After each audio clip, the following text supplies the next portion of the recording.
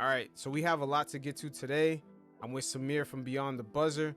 Definitely check out his Substack in the description below. Some dope articles, and we're gonna get knee deep to a lot of the nuances that are going on around the league. Oh man, where do we start? Golden Let's State. start with the Golden State Big Three. Golden State allegedly big three. Alleged big three. Well, paper Big Three. Yeah, Jimmy Butler finally has won the Cold War with Pat Riley. We did not He see this got coming. he forced his way out, and he's an officially a Golden State Warrior, along with signing a 2-year, $121 million extension. So he's looking at, well, you said 120, so he's looking at almost 60 per. I believe yes, 121 extension. That means Butler is locked in for 2 years. The Golden State Warriors are committed to win now.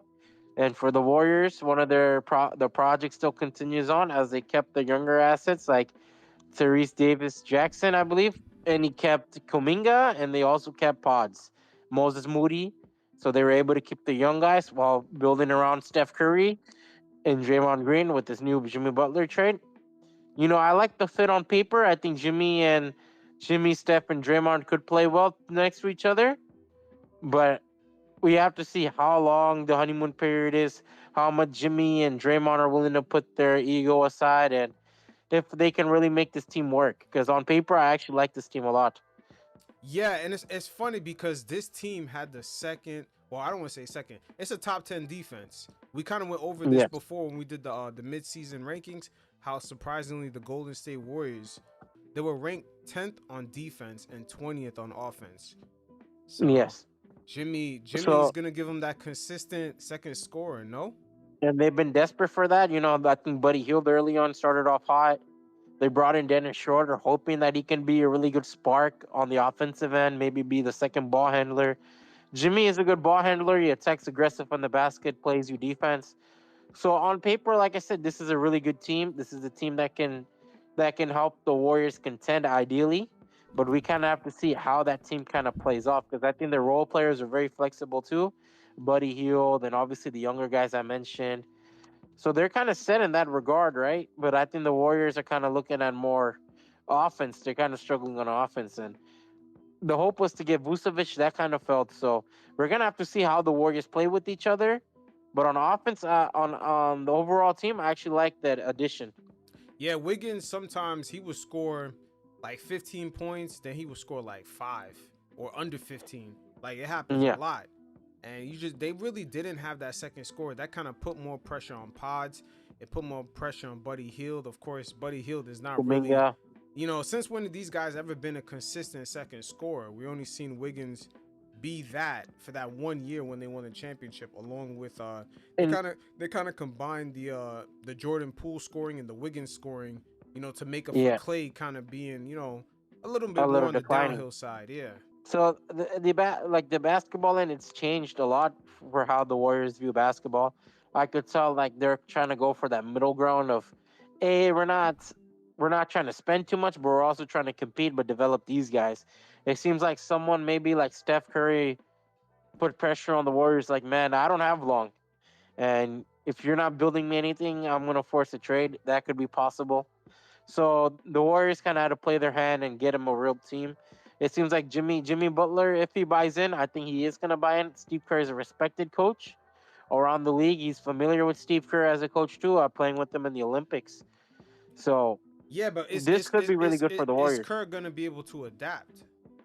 Because now he has a different kind of player. I mean, he's of course replacing Wiggins, but is Kerr gonna be able to adapt to Jimmy more of the mid-range style? Because Yes, I that think that's so. I mean, primarily gonna be his second scorer. we've seen him adopt with Kevin Durant, and we've seen him adopt with obviously Poole and those kind of guys. So Kerr has really coached three different Warriors teams if we're looking at it. Yeah, but all those guys they shoot threes. Jimmy's not really that. Yeah, Jimmy's yeah, not really that. that's something that's gonna be interesting. Maybe have Steph play kind of like a lot of ball handling responsibilities from Steph will be gone for sure.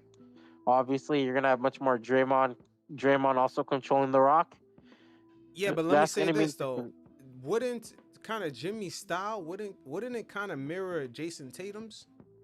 Yeah. in a way. You know what I'm saying? Like, so Steve Kerr, he didn't really have that good of a going with Tatum in the Olympics. It seemed like he couldn't find a spot to fit his style. You know, so Yeah. going now to Jimmy, you know, desperate times equals desperate measures. You know, the Warriors were all over the place during the deadline. They're trying to trade for anyone to try to be relevant again. Was the extension on top of Jimmy's Butler's current year, or did he opt out of that and then he got Opt the out. 2 years? Okay, so he's gonna be So age I think 38. next year his contract's kicking in. Okay, so he's gonna be age 38 by the time that's over, and it's a player option for that last year. Yes. So like 1.5 years of being a Warrior.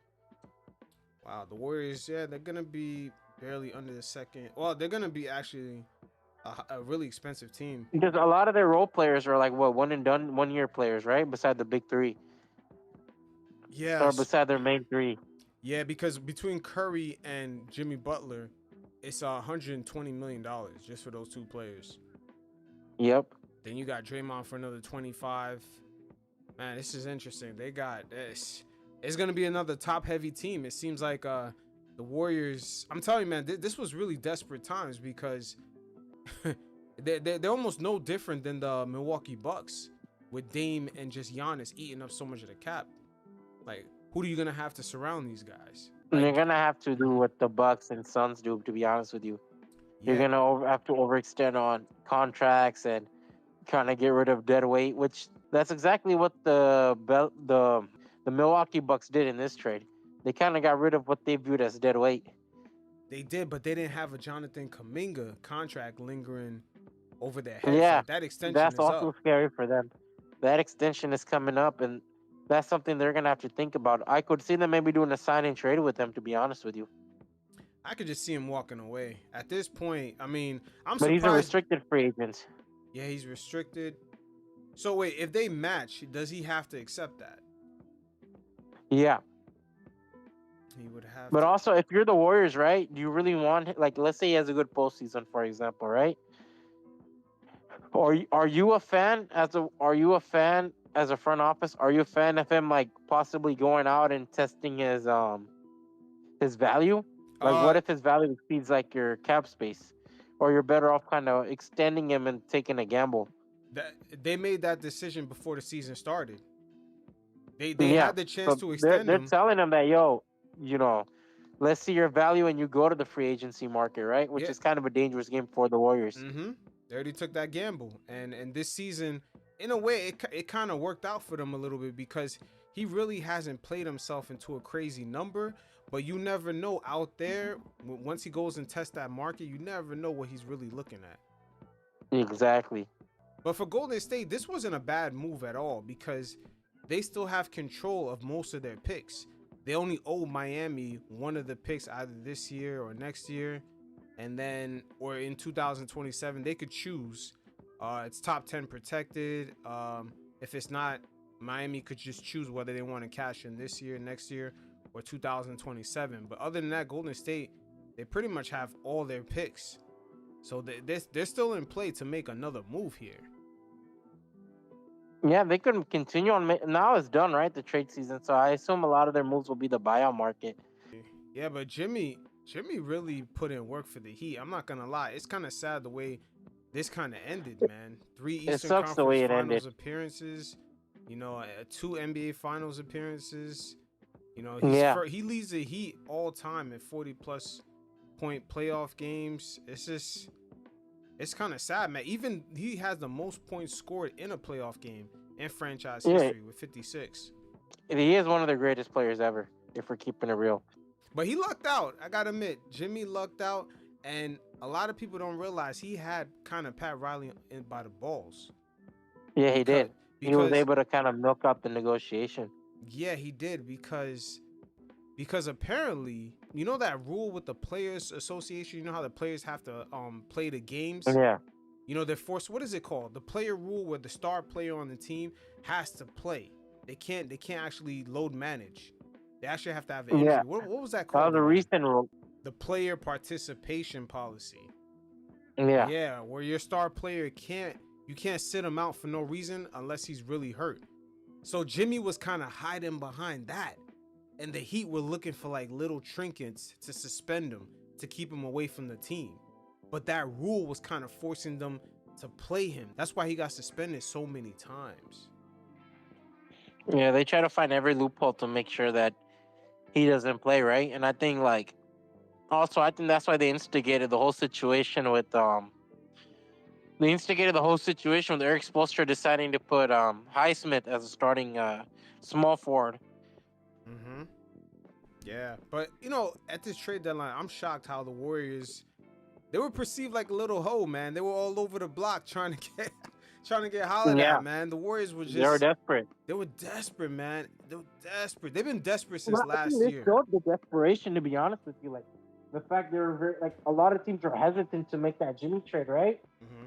And the most desperate team was able to kind of like extend them on the spot.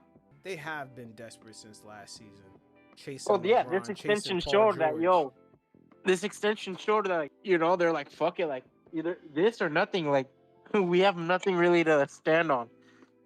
Yeah, it's just you can tell from last season they just chasing Paul George, chasing LeBron James. Yeah, It just I seemed think too in their mind far-fetched. is like get them now and figure out the fit later. Yeah, so this is Shams kind of speaking on the desperation of the Golden State Warriors. Let's check it out. The Warriors are legitimately calling about every All-Star player. You just name the All-Star player. The Warriors have probably called on him. Paul George, they have called on. They made calls on every star, and that of course includes players like LeBron, players like Kevin Durant, players like Jimmy Butler. They are making calls. They are dead set on trying to find another star player, superstar player with Stephen Curry. That is another subplot to this trade deadline as well. Now, quick question: is Mike Dunleavy somewhat on the clock, man? Because we've seen him get rid of a lot of salary, but we barely see anything else good really coming in.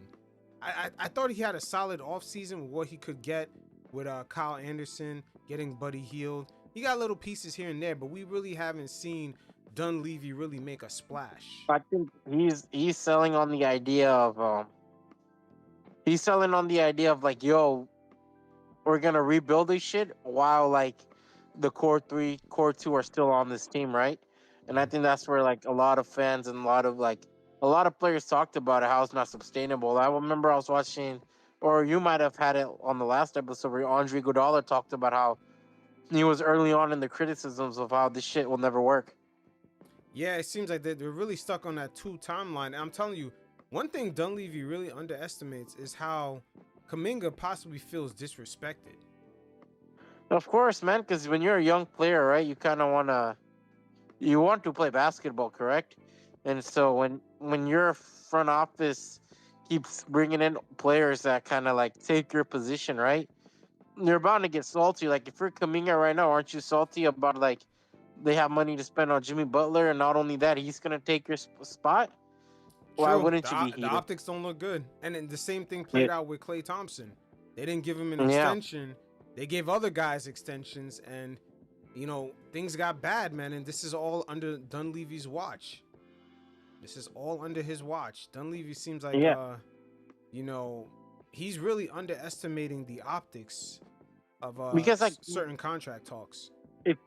If you're willing to go like if you're willing to get younger, you kind of draft 23, 24-year-olds that kind of like have the team or kind of have like basketball figured out. Their bodies are much more developed, and by the time that contract ends, they're 27, so they'll be entering their prime years, right? So you kind of give them a contract and hope to compete from there on.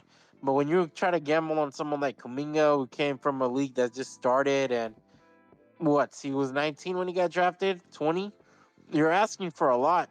You're asking for his body to develop quicker, him to figure out basketball much faster. And that's where kind of people don't like to acknowledge the baggage of that. Same with Moses Moody, who is now figured out to be a role player. But with Kuminga, it's about age, and it's about how much of his development. If he doesn't have the ball in his hands, how do you expect him to develop into the star we're hearing that's meant to be a hyped up? This second option. And also, I wanted to ask you, because we've seen with the Warriors, right? This whole, hey, Jordan Poole's contract is coming up. Draymond's contract is also coming up. And then Draymond kind of felt a type of way with Poole, especially with that money. We see how that blow up turned out. Poole got extended even after the punch, and then they ended up attaching a draft pick to him and trading him, and then giving Draymond Green his extension. So anytime the contracts have come up with the Warriors, we seen them handle it kind of funny. And Clay's situation is another example too, and then now this is another scenario with Kuminga. So this is during the Stephen Curry run, this is the third time we're seeing negotiations kind of getting funny in the light, like players feeling disrespected during these negotiations. 100%. I also we're touching back on this. You look at Poole, they traded him and Chris Paul walked for nothing. Oh yeah, I forgot about the Chris Paul trade. That too. Yeah, he walked for nothing. Jordan Poole was traded for nothing. Yeah, Jordan Poole was traded for nothing as Chris Paul walked in free agency. Yeah, so Dunleavy, he seems like he's operating from a place, I don't want to say from desperation. It's almost like his back is against the wall, and then he just makes a last ditch effort, and it comes across weird. Like his back has been against the wall since he arrived. I mean, no wonder why. What's his name? The former GM. What's his name? Myers. Bob Myers. Yeah, no wonder Bob Myers had left. I think the Bob Myers would add more breathing room, right? But I think now you're bringing in another GM who has his own philosophy, and he has a whole different philosophy of how he wants to construct a team. And I think now you're seeing an introduction of Mike Myers bringing his own idea and trying to, like I said, extend the Warriors dynasty with successors and development. And on paper, it sounds cool, right? But in practice, it's much difficult to implement. Yeah, and also the Warriors, speaking of implementation, Curry's really gonna have to carry a lot of the load. So will Jimmy, because they got rid of some depth. They got rid of Kyle Anderson. That's some defense right there. Andrew Wiggins, along with Dennis Schroeder. They got rid of a lot of guys, man. Lindy got traded to the Pistons. Yeah. So a lot of significant depth has been. That's why I think the Warriors are going to be aggressive. The buyout market, where a lot of players are getting bought out. I think I just saw Torrey Craig already get bought out. And he got signed with the Celtics. So they're going to have to really spend on the buyout market. And I don't even know if there's a significant player on the buyout market. Yeah, I don't think so either. Because I don't think Chris Middleton will be available in the buyout market. No. He's not. He's gonna be there long term. You want to hop into the Milwaukee Bucks? We might as well, right? Yeah, sure. Since we brought up Chris Middleton, a legendary man. That's a mind-blowing trade, considering Middleton is a guy who will get his jersey retired in about Milwaukee, right? And they kind of traded him for Kyle Kuzma, so that was a shock to everyone on how the Bucks are willing to pivot. But I think it came down to injuries. Middleton had a good series against the Indiana Pacers last postseason. And it also came down to the money. It came down to the money. Money, of course, but I think availability also plays into it. I think money does play a factor. That too, but don't get me wrong. Let me give it to you. The Bucks saved $44 million in luxury tax. Yeah, by getting 100%. By getting rid of what's his name? By getting rid of this guy and also Kyle Kuzma. Yeah. Let's keep it a buck. A healthy Chris Middleton, even for 25 minutes a game, is more impactful than Kyle Kuzma. Yeah, but the money doesn't add up, right? The money doesn't add up, but the production is way better. Kuzma's production has been going down since LeBron arrived in the Lakers. It's been going down like that. It's not been good. I think Kuzma's production when LeBron came showed his real production, to be honest with you. No, his production before then. Before then, it was a lot higher because the Lakers, it was kind of like a younger Lakers, right? So he had more freedom with the basketball.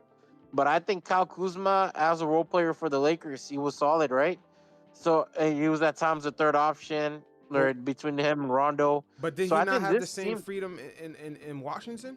He had the same freedom. Yeah, he did. And I don't think he's a franchise player, but I think he's a guy who can be a solid role player on a winning team. I think Kuzma, he kind of changes your lineup too, which the Bucks, in my opinion, desperately needed. Maybe play a little faster with Kuzma on the 4 and Giannis in the 5. So they could do a lot of interesting things with how they handle these two guys. Mm-hmm. Well, I'm not gonna lie, his 3-point shooting has been steadily going down. Oh, he's dog shit this season. man, it's been going down for a good minute, man. It's up and Yeah, down, and it's down, down, down, down. You know what I mean? Like, yeah. so, you know, He's he not a he, quality 3-point shooter, and but he's an he's a guy average, who can drive into the basket. and he's an average rim finisher. You know, he's average from the field, man. He's Yeah, average from the field. So it's like is the volume shots gonna be there? And let's not disrespect Chris Middleton, man. This guy is efficient as fuck with the shooting. You don't have to give him the no, ball a lot. Middleton is a dope player. Don't get me wrong. I'm not gonna shit on Middleton, but what it all comes down to is 50% money and 50% availability. Is you're paying a lot for a guy who isn't healthy, so it just goes hand in hand with how they view their roster. Yeah, but just Because the team is not like, let's be honest, like, yeah, Middleton, Giannis, and Damian, they're not a contender, and they don't have flexibility. At some point, they kind of have to look at this team and be willing to create flexibility. yeah, you're right. But so far this season, you know, the small 23 games he's played so far, he's shooting 50% from the field, 40% from Yeah, three. So Middleton's a talented scorer, yeah, but he's always really been like that. yeah, And but you kind of get a younger talent, a guy who has experience, so you don't really need to teach him all that. You don't need to, like, he's familiar with how to play with superstars. So you kind of hope. I view it as a big gamble, right? Because it could go either way. But it's an interesting gamble to say the least. Because either Kuzma works out and kind of figures out to be a solid defender and a solid role player like he was on the Lakers, or he just kind of But what is continues to Kuzma be asked. doing for this team, though? That's what I'm trying to understand, because he's average from the field. We're not even talking about from three-point range. Yeah. He's just average, especially finishing around the rim, average. And his three-point shooting is really not that good. I mean, even this season, he's shooting 28% in 32 games. So what is he really doing for the Bucks? He changes their style of lineup. Maybe he provides some athleticism. He provides some athleticism. I think they're gonna probably run with Giannis more of a five center more than anything. I think that limits Brook Lopez's minutes and his role, which the Warriors have been desperate for. So that's one thing, I guess, that kind of solves a lot of the Bucks' problem. Yeah, Kuzma, you know, he actually waived his trade kicker in order to go to Yeah, the Bucks. So now the Bucks, again, we were saying before how they saved $44 million in the luxury tax. Also, the Bucks actually prevented themselves from actually getting their 2032 first round pick frozen. Because remember, if you stay in the tax for a number of years in a row, you get your first round pick 7 years out, push all the yeah. way back to the last pick of that round. So Kuzma not only saved them the money, he saved them that pick from going to the back of the line. Like, let's not forget, this is the Giannis endorsed trade. So clearly, like, when your franchise player thinks that it's not, something hasn't been figured out, there's a lot of pressure, right? And it's pretty clear that Giannis really wanted Kuzma to be a part of the team. Yeah, I mean, at the end of the day, that era is beginning to end with the superstars endorsing what players to get on the roster. That shit does not work. Look at Kevin Durant in Phoenix. That does not work. That is slowly coming to an end. That is slow, and it's a good thing for fans, because some of these guys, they just don't fit as well as they think that they would. Leave those things up to the GM. Not everyone could be LeBron. Yeah, I agree. Yeah, because so far with Milwaukee, you know, he wanted Dame, and it's been cool, but for what it should have been, it's really lackluster so far. It hasn't really paid off like that. Yeah, so Giannis endorsed, you know, for Kuzma, I don't know, man. But at the end of the day, hey, the owner got no problem when his luxury tax bill was $74 million, and they took off $44 million of that. So Yeah. it's not a complaint there. And it's crazy how how he saved so much money being a billionaire, but yet Kyle Kuzma almost got rid of like a $6 million trade kicker. He took a pay cut. Like, that's not crazy? Yeah.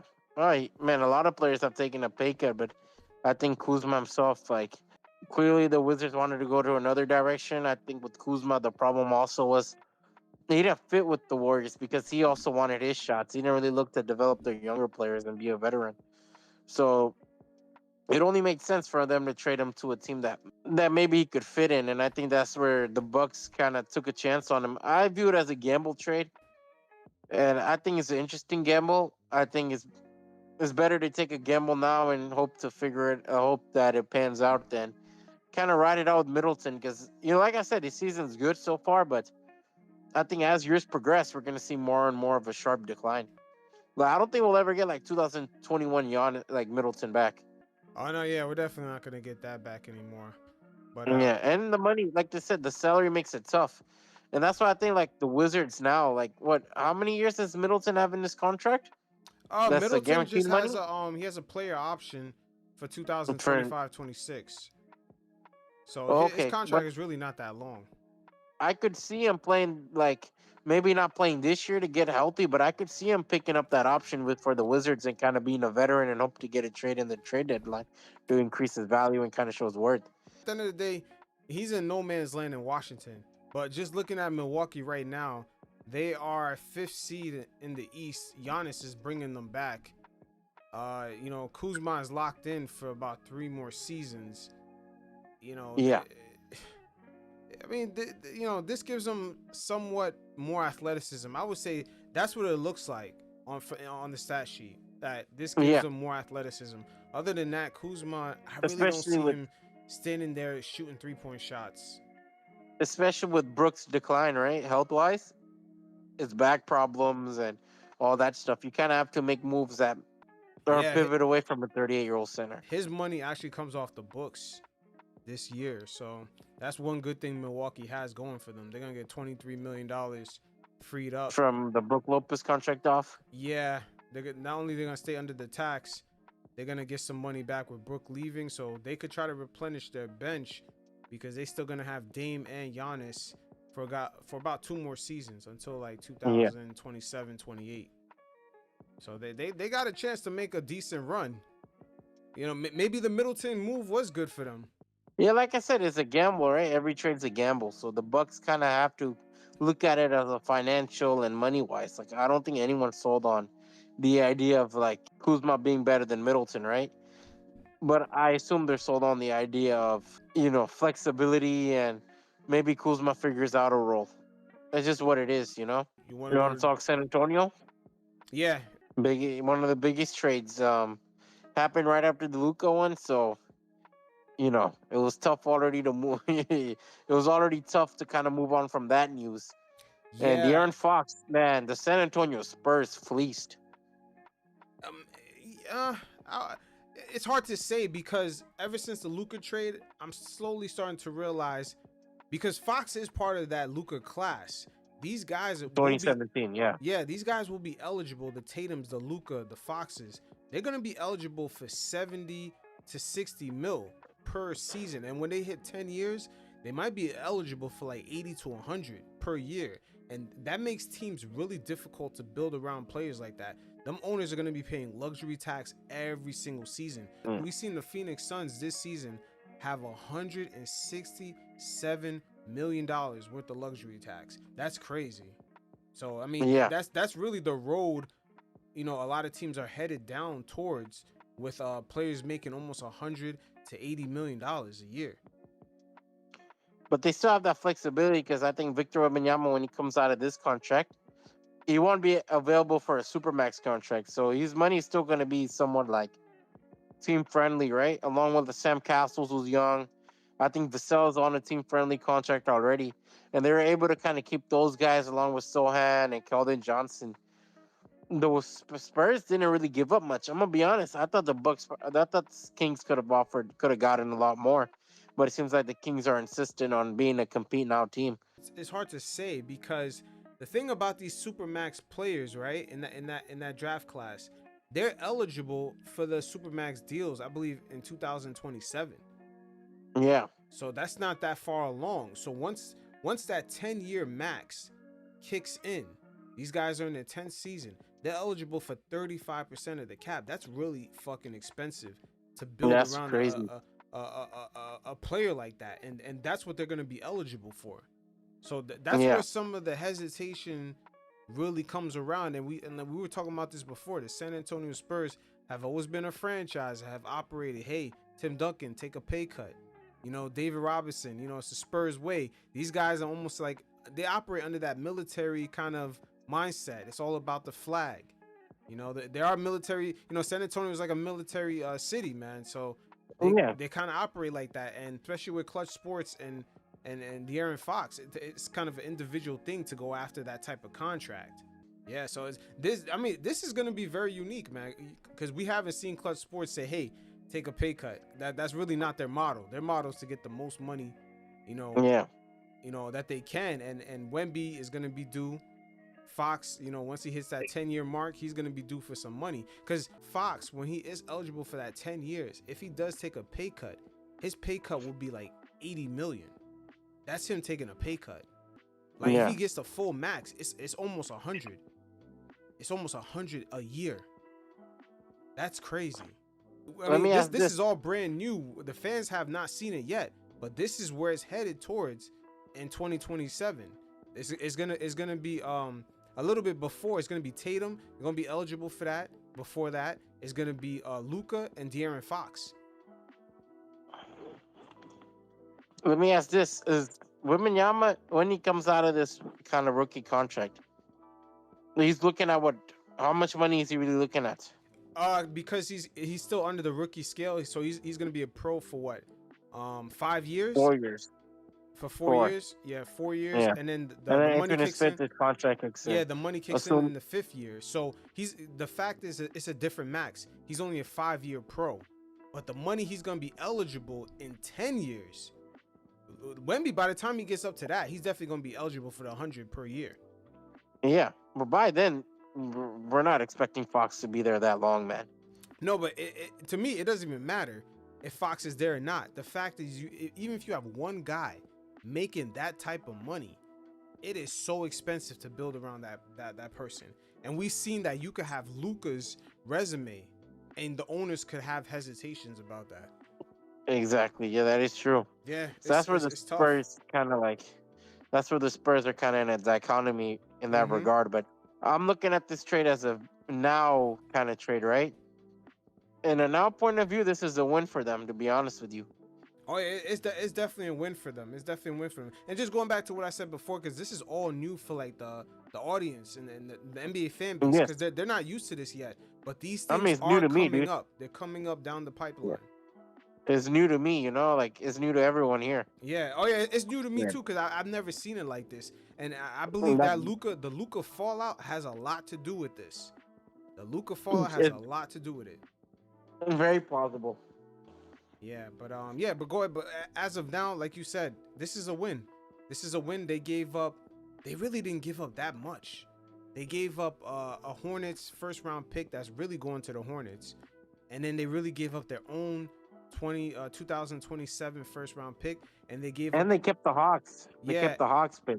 Yeah, but they gave up the Minnesota pick, the 2031 first round for the T-Wolves. That's probably the best thing Sacramento got out that deal.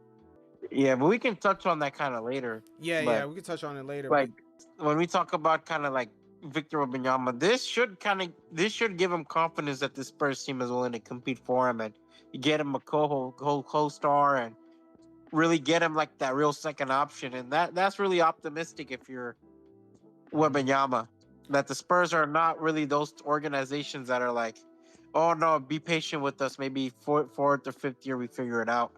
Or they're like, you know what? Like, if he's ready, let's kind of like take it step by step. I would say this kind of jumped over some steps, because remember they did keep Keldon Johnson. No, they jumped over steps, but they also kind of kept their foundation, right? Yeah, they definitely did. We're still gonna be a young team, but we're also gonna not be a team that's like losing like the Hornets just to lose, for example. No, this trade was a complete win for them, because they kept Keldon Johnson. They kept Sohan. They kept, they got rid of Zach Collins' contract, $16 and $18 million owed for the next 2 seasons. And then they also got rid of that point guard, which was kind of redundant with Castle and Trey Jones. Yeah, Trey Jones. It was redundant with Castle and Chris Paul being there. So they kind of situated this correctly. And then the Spurs, they played their cards extremely well. And the Spurs, looking at the draft right here, the little sheet, they still have their own picks. You know what I'm saying? Like they owe their pick for 25 to ATL. For 2026, ATL could do a swap right there. And then 2027, that's the one they give to Sacramento. But for the most part, they're good, 2008 going down. Unless they get the number 1 overall pick in 2028, they can keep that. I think the biggest positives to the Hawks trades, the Hawks picks. Yeah, the Hawks picks is a definitely good value for them, and also the swap that they got with Dallas, they still got that. Yeah. Imagine if Dallas falls off in 2030. They got And it's very possible too. Yeah, they have a swap with them or Minnesota. They could swap with Minnesota. So those are 2 teams potentially, because things do swing, that can be on the downhill by 2030. You never know. Ant-Man could ask to be out. And again, this is what we were saying earlier with the superstars. When they start to get eligible for, when they approach that 10-year mark as a pro, they're eligible for $80 to $100 million. So owners might be hesitant, especially if they're not winning, to pay that. They're pretty much they're not draft poor. Going forward. Yeah, the Spurs kept it really. The Spurs kept it tight. That's why I'm looking at the Kings. I'm like, man, you couldn't get an Atlanta pick. Yeah, the Kings. The Kings should have got more, man. I'm not gonna lie, but it's just, you know what it is. The Kings were not in a proper position because the word got out. De'Aaron Fox wanted out. Yeah, and he made it clear, like his real estate, his wife, his family, they're in San Antonio looking for houses. So much for that. Yeah, they kind of lost that leverage. Now it goes to show you, why the fuck did they get rid of Mike Brown then? Yeah, for Fox, but it seems like the Fox catering and the owner had a meeting with Fox too about possibly making him stay since they have a good relationship, but I don't think it was enough. Yeah, this is all kind of it's in a weird state. But just going back to San Antonio, man, Fox, he really gives San Antonio something that they never had before. A ball handler with a lot of speed, can get Wemby the ball in his spots, can actually put pressures on the defenses to actually, kind of, take a step back and try to guard the rim. Might leave open 3-point shots for Wemby, when he's trailing. And it's pick and roll with Wemby and Fox is crazy, bro. That is crazy. Guarding Fox's speed going downhill. Fun. And then the handoff passes. The handoff passes, that kind of. Or Wemby in the pick and roll. Wemby's rolling, and you're trying to defend and make sure Fox ain't gonna blow by you. That's really difficult, man. That's on pick and pop. Yeah, that's on some Tyrese Maxey and Embiid shit. Yeah, it's gonna be fun. It's gonna be a fun team. I'm kind of looking forward to it. I'm like I said, San Antonio was able to keep their youth.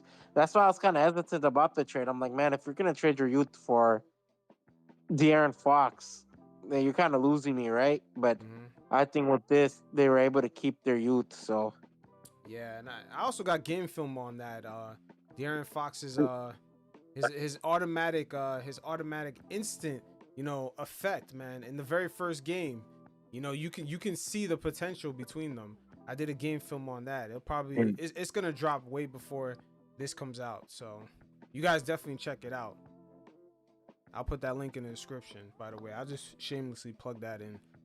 So yeah, going to the Kings, man. They're looking the same like in Chicago. What's up with that? They already know they want to compete. DeRozan and this guy does not even work well. Yeah, they want to stay competitive as kind of Sabonis' contract continues to run. Man, they found a good way to avoid putting DeRozan on the bench. I'll tell you that. They found a good way to avoid that conversation. Yeah, 100%. I think the Kings, they could be an interesting team. Obviously Sabonis, he works well with. I think he could work well with Lavine. I think. I don't know. I think offensively they'll be a good, fun team. Defense is where my concern is. Who the fuck is gonna guard the opposing player on that team besides Keegan Murray? Yeah, I'm not gonna lie to you, man. Just looking at Sacramento's picks, they're eventually gonna get rid of most of these guys. Oh yeah, 100%. But I think they have a long contract with Sabonis, right? Mm-hmm. So you're better off kind of trying to ride it out with him for however many years you have him, and then go on a full rebuild. Because my opinion on Sacramento has always been consistent. Is, man, you suck at. You're never gonna be a championship team because you're like too incompetent. You also never know how. You don't know how to draft. Like, bro, Sacramento missed out on a lot of players in their draft. You know, I remember Willie Cauley-Stein was a bad draft pick. I remember Marvin Bagley was a bad draft pick. Um, Jimmer Fredette. There's a lot of examples you could really think of where the Sacramento Kings shot themselves in the foot. So I'm not gonna act like, oh, they're a team that's really gonna rebuild themselves and turn into contenders. Fuck no. You might as well try to be as mediocre as possible. And Yeah, I'm not gonna lie. Yeah, they're set. They have draft picks from this year up until 2030, man. Like they own everything. So, but they're yeah, stuck in the middle. They're stuck in that purgatory, just being good enough, but not good enough to pick so high. I don't that's a know. win for Sacramento, man. That's a win. Because like I said, when your team is as trash as the Kings, you take whatever win you could find. And the craziest thing is that they're not really close to being, hitting that first apron, but they do got some salaries on their books. Yeah, they got Lavine's on a big contract, obviously. Sabonis on a big contract. You have, I think Murray got extended yet, or he might have already. Now, Murray's on his rookie scale contract. It finishes Yeah, next October. They're gonna have a choice to give him his extension early, or he's gonna hit restricted free agency in 2026. And yeah, also at the same time, DeMar DeRozan that same year, his contract is not fully guaranteed for 25 million. yeah. So I mean, they're gonna have some flexibility, but like you said, they're gonna have to execute on their draft picks. And who knows, maybe a contending team might need like DeMar DeRozan as like a role player, as a piece. They might have the ability to finesse that and trade away some of these guys and get like a late first round pick. Who knows? Because I think they kind of, a lot of people said, "Oh, this is a bad trade." It's a C-level trade. Like it isn't anything great, but it isn't anything like I frown upon. Yeah, the thing is, even for the San Antonio Spurs, for them on their side, of course they got Fox, but the thing is that because they have Wemby and then they have the basketball minds around, the organization, you can see that they're gonna execute outside of this trade. But when it comes to the Yeah, Kings, we just see like it's so surface level. It's like if the Kings don't get good pieces, we're not confident enough in them to actually put their basketball minds together and execute yeah. on something to make sure that this is good going forward. I think that's really the only difference in this trade. Because it's not like De'Aaron Fox himself is going to elevate the Spurs to a whole nother level. It's the combination of his skills, Wemby, and just the pieces they already, kind of put around, the Stephen Castles, the vessels, getting Chris Paul out there to kind of mold Harrison everybody. Barnes. You can see the culture, but the Kings, it's almost like the Kings just have next best available. Zach Lavine, Yeah. DeMar DeRozan. You know what I mean? Like this shit has not already worked out in Chi-Town. But I'm gonna be honest, it's probably like their best approach thus far. For now. I mean, I gotta see how they're gonna maneuver this, because who knows, man? We're talking about a poverty franchise, man. Like, Yeah, but they still have room to finesse because DeRozan is in a favorable deal. His money stays the same, but the cap goes up and it's expiring. So they may be able to leverage that and get a late first round pick for that to a contending team. Like you never know. Like let's say next season the Lakers are competing on a high level. Let's say with Luka. Let's just say, right? And then they need like another player just to come off the bench, give them an extra 10-point spark. DeRozan could look appealing. DeRozan could look if appealing he for them. continues his level to play, like being a solid role player, high-end role player, 100%. Yeah, because DeRozan by that time he's gonna be 36, 37. So it's not like he's gonna come in. I have to start. Even right now, DeRozan's role is just, I think he's kind of He's third or fourth option at this point. Yeah, but you know what? Sacramento does not have the gravitas to tell DeRozan come off the bench. They're just not that type of franchise. Like he could say, of course. Who the fuck are you? Yeah, you guys aren't winning shit without me. You guys wanted me here. I'm Yeah. your biggest free agency forever. Yeah, they just don't have the breathing room to tell them. They just don't have the history, man, the pedigree. With DeRozan, he kind of gave a little insight to his feelings after De'Aaron Fox got traded. And my man doesn't sound too too ecstatic. Yeah, it's tough because looking at the landscape before I came here, those the guys I talked to was Fox, Domas, and Malik. Those are the core guys that made it easy for me to make my decision to play here. And a key player, juggernaut, and Fox. Not knowing the future of that, it does make it tougher. I don't have much time left. I'm not trying to play another 5 years. Try to maximize the opportunity we have now to play with a great team. You never know when dominoes fall the wrong way. When it comes to organization, it makes it tough. So it's something that we just got to weigh out and see, and for the meantime, make the most out of it. So we'll see how it pan out. Like you said, man, before with Sabonis and everyone, it's almost like they're just kind of winging it, and like you said, at the end of it, they're making the most out of it. That's all they can do.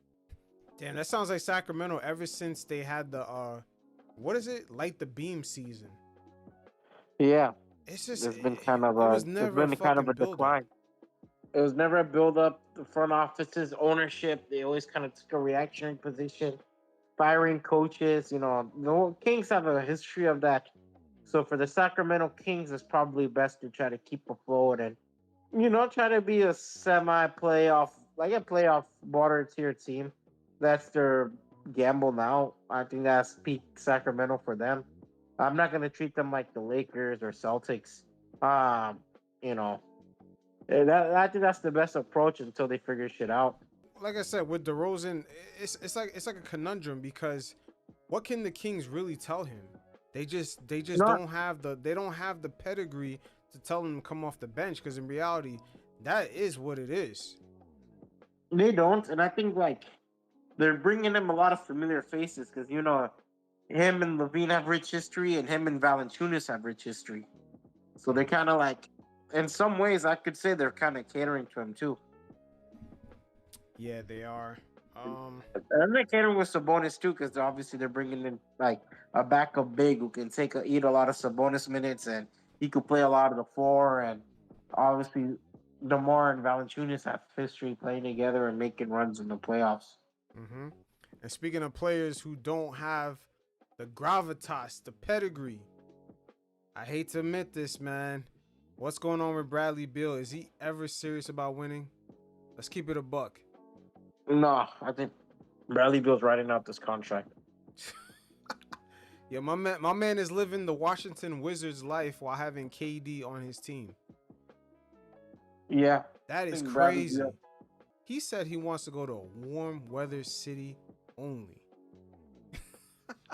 Yo, Bradley Beal is a funny guy, man. This is what happens when brand new owners come into the league. They get so caught up with the excitement of their just brand new purchase. We've seen this happen with Steve Ballmer, and now we've seen this happen with the Phoenix Suns owner. It's just you can't buy everyone up expecting to win. And I think narratives around Bradley Beal are pretty favorable, to be honest with you, despite the Wizards sucking. Yeah, but with Bradley Beal, the owner went out of his way to get a guy with a no trade clause, just because he thought that he was a star.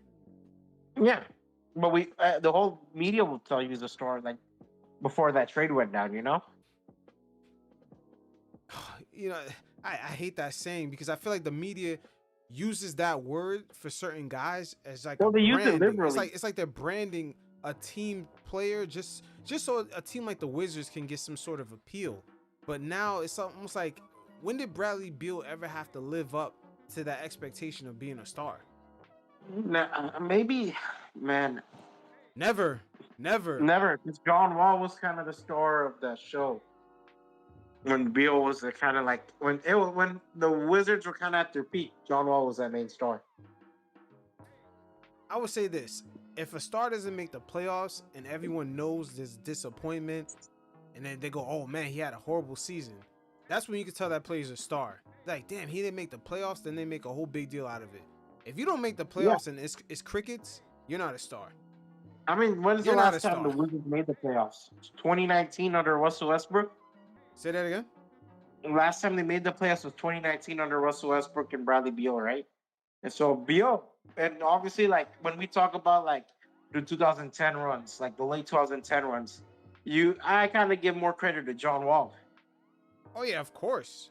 Of Yeah, course. because Wall was But a you know, hooper. I can't fully blame those guys because the organization didn't really put enough around those guys like that.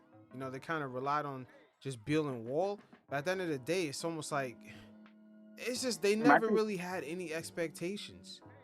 on the They Wizards, to be honest with you, after Wall went down, they just kind of did the whole like next man up, and that's where Beal kind of got that crazy contract that we're now talking about, right? It was a next man up kind of ordeal. But my thing is, regardless, no wait, the hold on. next man up, He got that contract after a ton of losing seasons.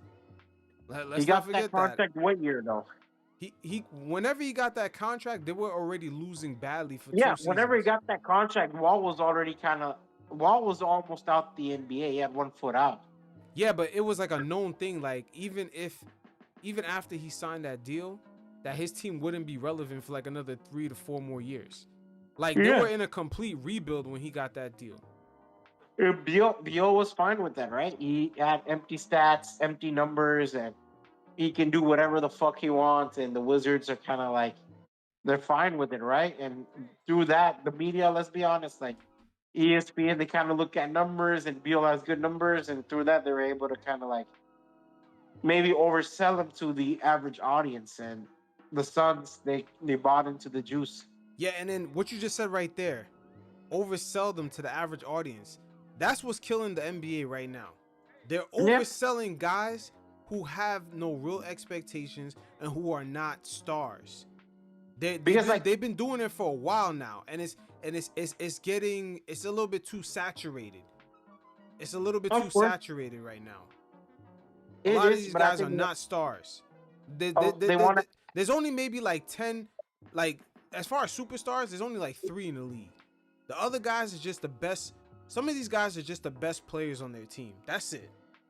I think Bradley Beal and those guys should be on a grading scale to keep it real. Like I'd say like a B tier star, like that'd be the best definition for Bradley Beal. Yeah, I mean, this guy has Kevin Durant on his team trying to chase a championship to win it by himself outside of Golden State, and this guy is talking about warm weather city. Like this shit is crazy, bro. This shit is crazy.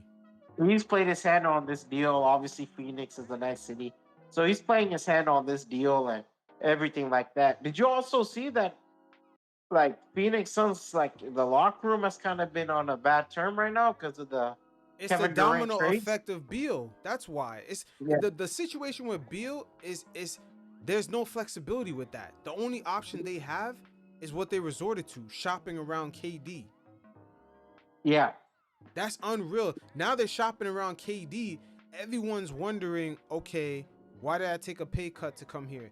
Didn't their point guard, what's his name? Tyus Jones? They have a point guard on the team right now. He took a pay cut to be there. Yeah, a lot of guys took a pay cut to be there. It's a bad look for the Phoenix Suns organization. What's his name? My bad. I think Monte Morris also took a pay cut along with Tyus Jones. Is that his name, Tyus Jones? Yeah, Tyus Jones.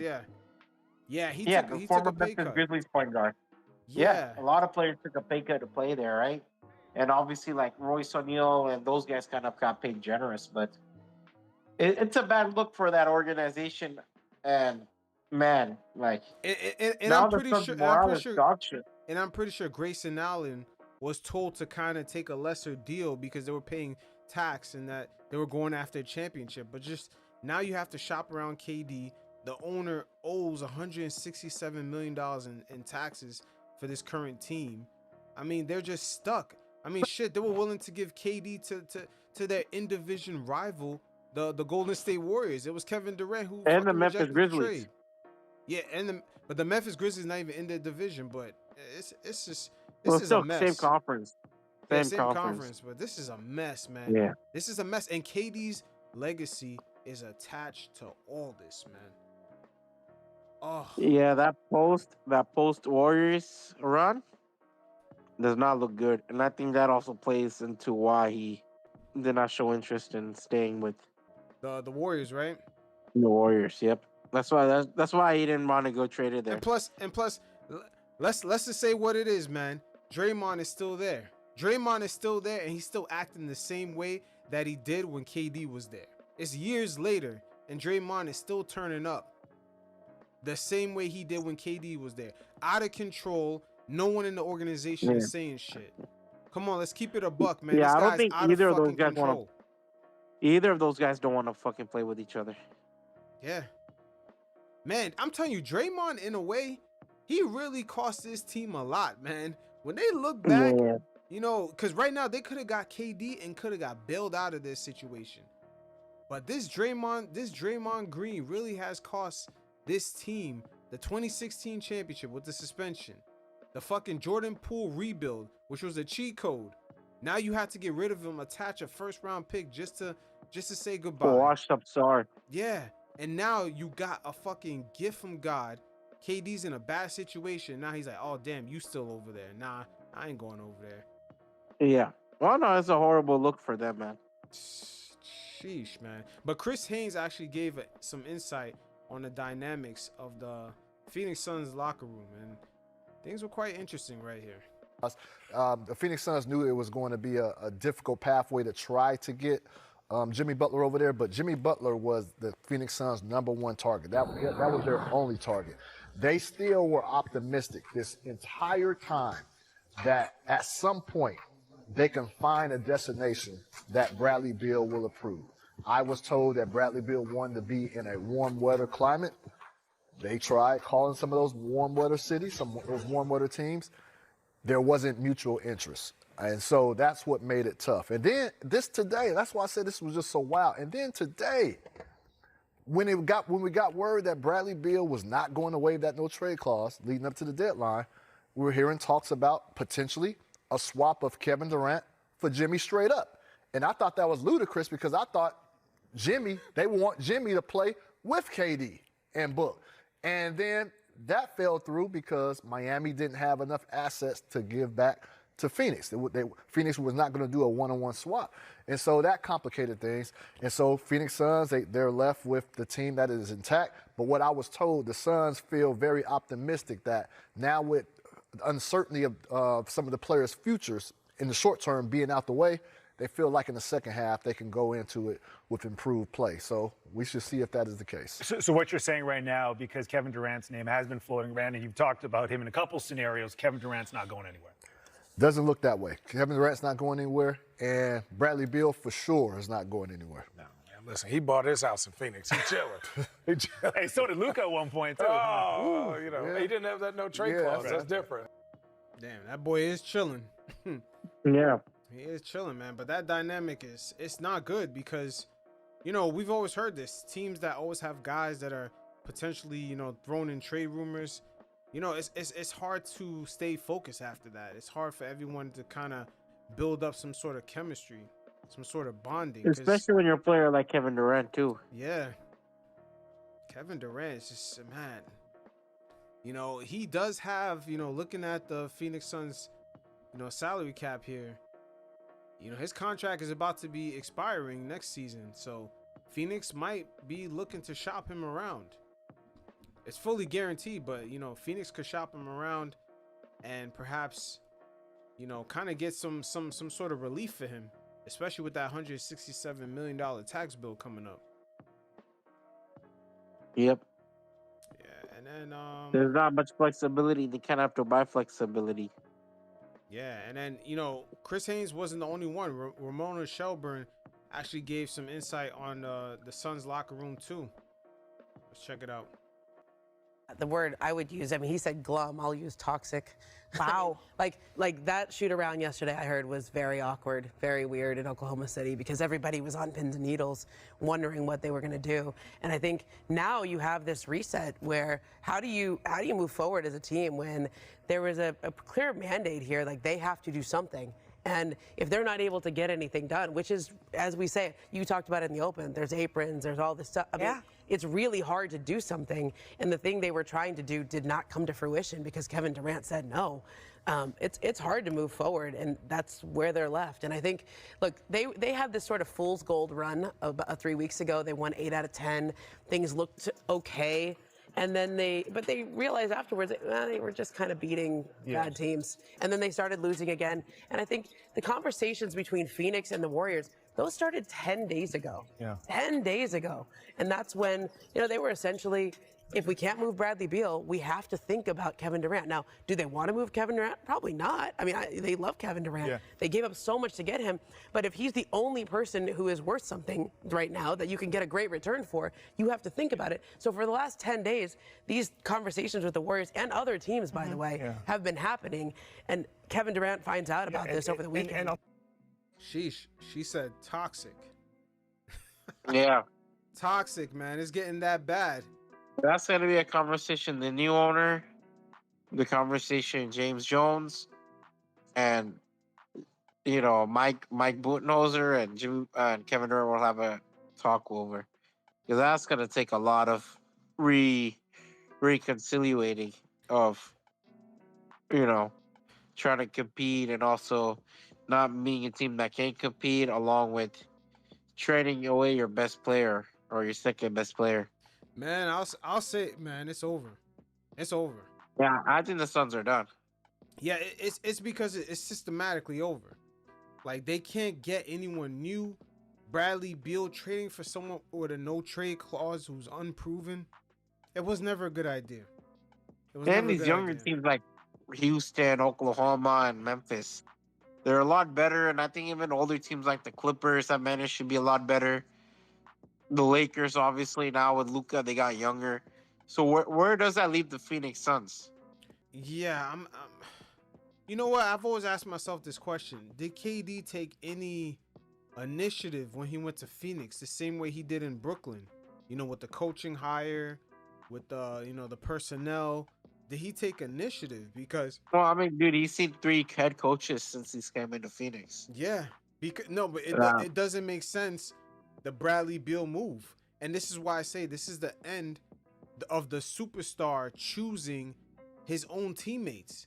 This has to be the end of it. It doesn't work.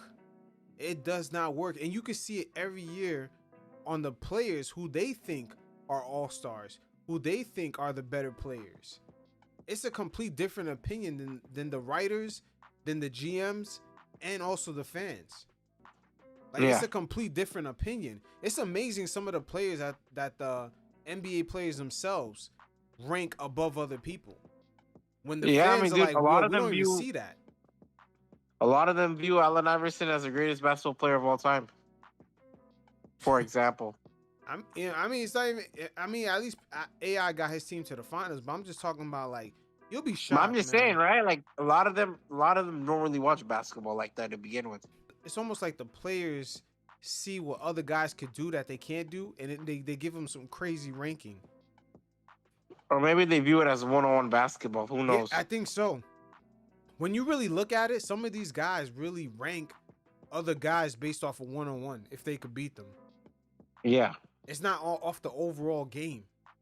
It's not off of team basketball, where I think fans view it more of it. Because if it was from the overall game, you would see more guys give Kawhi Leonard a higher ranking. But you never hear them say, like, you never hear them speak of Kawhi nowhere near the level of some of these other players. Nowhere near it. Yeah, nowhere near like Tracy McGrady, for example, right? Even though I know, like, now people view like Kawhi to be greater, but you don't see Kawhi's offensive abilities get loved as Tracy McGrady's.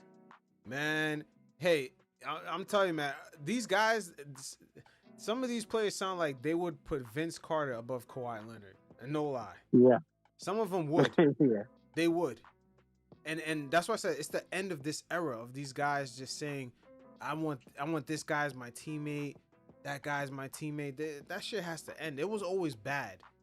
It was always bad, and sometimes it didn't even work out for LeBron. Look at LeBron with Westbrook. It just, LeBron, you remember that whole 2017, 2018 squad to start off that season? Mm-hmm. I mean, shit, LeBron was going to trade Kyrie Irving for fucking Eric Bledsoe. So there's a lot of bad examples that you could bring up, Yeah. A lot of them. It makes sense why Pat Riley never listened to LeBron. He's like, hey, you got your job, I got mine. Pat Riley was that kind of guy. Or he is that kind of guy. I mean, why am I?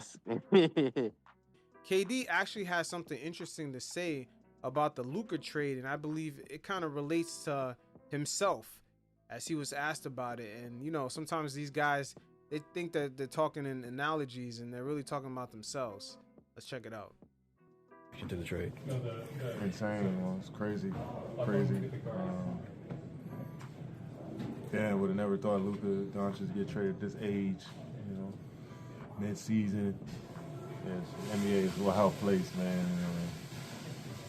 If he can get traded, then anybody's up, you know, for grabs, you know. So yeah, so fans, you know, by spectating is pretty fun. I know it's kind of nerve-wracking, though, probably for Luka and everybody in Dallas, LA, AD. So everybody involved, I'm sure, their heads are spinning right now. And just as a player, does this kind of underscore the transactional nature of this business? It's always been transactional. You know, players are held to a different standard of loyalty and commitment to a program. But the organizations don't get held to that same standard from the outside world, either whether it's from media members or fans. And we all should be held to that same standard. Like, it's a transactional game. There's a lot of money involved, a lot of business involved too. So we shouldn't be too shocked about trades, guys moving to different teams, coaches moving to different teams. It's just the nature of playing basketball and us making this much money involved too. So it's pretty wild times, man, in NBA, especially around trade deadline time. I know everybody's gonna be watching their phone the next week. We got 5 days. I know everybody's gonna be following the updates. So yeah, it's crazy. It's just the nature of the sport, man. Anything can happen, man. Keep you on edge. Do you think it'll force other teams to do something big? For sure. I mean, you start seeing stuff like that, and you, as an organization, you might get a little bit more courage to do some stuff when you see another team trade away somebody like that. Right. This got to be the biggest trade I've seen since I've been in the league, or since I've been watching the sport. This is insane. So yeah, every other team might get confidence and say, "Fuck it, I'll trade my." You know what I'm saying? My top players, and a few of my top players. Fuck it, this ain't working. But yeah, I'm still shocked. And ironically, that actually came true. Hey, this ain't working. Fuck it, I'm trading my top players. It's crazy. KD already predicted that because he kind of sensed it. Maybe by the time you probably already heard whispers, man. Yeah, he kind of sensed it. Like, yo, Bradley Beal ain't budging. Man, it's over. Yeah, 50% loyalty. That's a respectable statement. It's not bad. I don't have a problem with it. He's kind of right in some ways with how fans view their teams and kind of view loyalty. I think loyalty is a 50-50 streak. Basketball is all about business, obviously. So as long as like basketball players can compete on a certain team, they're always going to stay. But if they feel like they can't for whatever reason, they're always going to look to move. And that's just life. That's business in general, right? We stay in jobs that we think we can move up on. We move up in, and we kind of move on from jobs to go to another job when the opportunity comes for a better opportunity. Correct. So I can't fault players on that. It sucks and it stings, but it is what it is. Yeah, the only thing I would say is that the players, they will slowly find out that the way the league is set up right now, that new agreement that they came up with the unions and the owners, they're fucked. It's not even their fuck. It took away their mobility. It gave the owners all the leverage, and I think Luka getting traded is kind of their eyes beginning to open up. A lot of the guys, they don't know how to interpret this yet, but they'll slowly realize, like, you know, hey, I don't think what they call player movement. I think that era is long gone. Yeah, I think that 2010 era of player movement is dying in front of our eyes. Yep. So Brandon Ingram to the Raptors. This one is interesting because they have money committed to Quickly, right? To RJ. Scotty, also Scotty. Yeah, Scotty's gonna kick in his new deal, kicks in next year, right? And whoever they draft in this upcoming draft will be a rookie contract. And remember how I kept on saying the NBA starter, we have not yet seen their price tag established in the league. It's really Julius Randle, Brandon Ingram, and who was the third guy? Lori Marketing.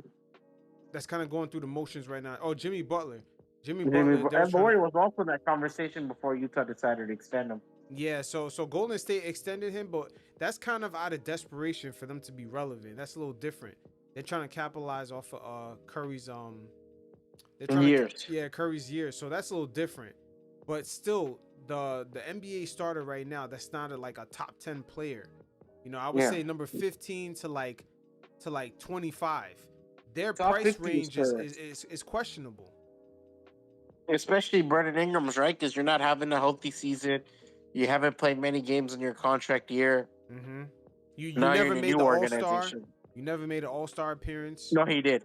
One time. Oh, he has. Oh, yeah. Okay. So he's made one. Also, no NBA, no All NBA appearances. No All NBA, and your playoff appearances are really duds.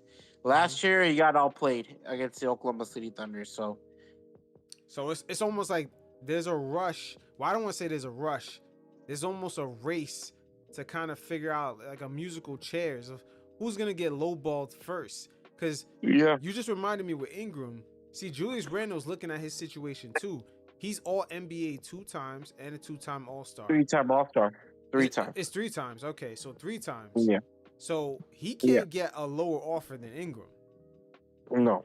And the Raptors right now, just looking at their cap sheet, they got rid of Bruce Brown's money for 20 Kelly Olynyk's money. Yeah, Kelly Olynyk's money. Like, how much are they really gonna offer Ingram? Are they gonna offer him more than Quickly? Nothing crazy. I think they'll probably lowball him. Probably lower than Quickly. But Quickly's getting almost 33 million a year. Yeah. Quickly's getting 33 mil a year. RJ's getting 27, and Scotty Barnes is set to get 41 all the way up into 51. So what's Brandon Ingram's? Because according to Brandon Ingram, he thinks his price tag is like, I would say the range is 45 to like 53 a year. He's fucking crazy. Yo, because right now I believe Ingram is getting close to that. Yeah, he is. Yeah, Ingram but is. Like I said, the league has changed, right? Mm-hmm. And we were talking about it earlier. The league has changed, and a lot of these players are not feeling their value. I think with Randall, God knows what the fuck happens with him since he didn't move on from the trade deadline. Lauri Markkanen, we just saw him bite the bullet, where he's like, you know what, like, if no one's willing to extend me, I don't know where this contract situation will go. I'll just take whatever Utah offers me. And you saw Lauri commit. But Brandon's kind of in a weird situation where those injuries, they're going to use it as leverage. And those bad playoff performances, you're going to use it as leverage in order to blowball them. And Masai Ujiri, he's a cunning GM, to say the least. Yeah, and remember, I believe Brandon Ingram was, the second pick? So, off the Ben Simmons draft. Yeah, so that's why he's getting 36 mil a year. His rookie extension was massive. So he's almost getting paid just off his first real contract. He got paid pretty big. So he expects to go up from that. And mind you, he's on his 9th season of his NBA career too. So he's for sure looking like he's on his 9th season. Wow. So one more year. He got drafted in 2016 and 2017 season. So the money, wow. So if he plays for the Raptors, so he's not going to hit all NBA. No, next year, the Raptors would have to give him a deal where next year, let's say they give him a 1-year deal.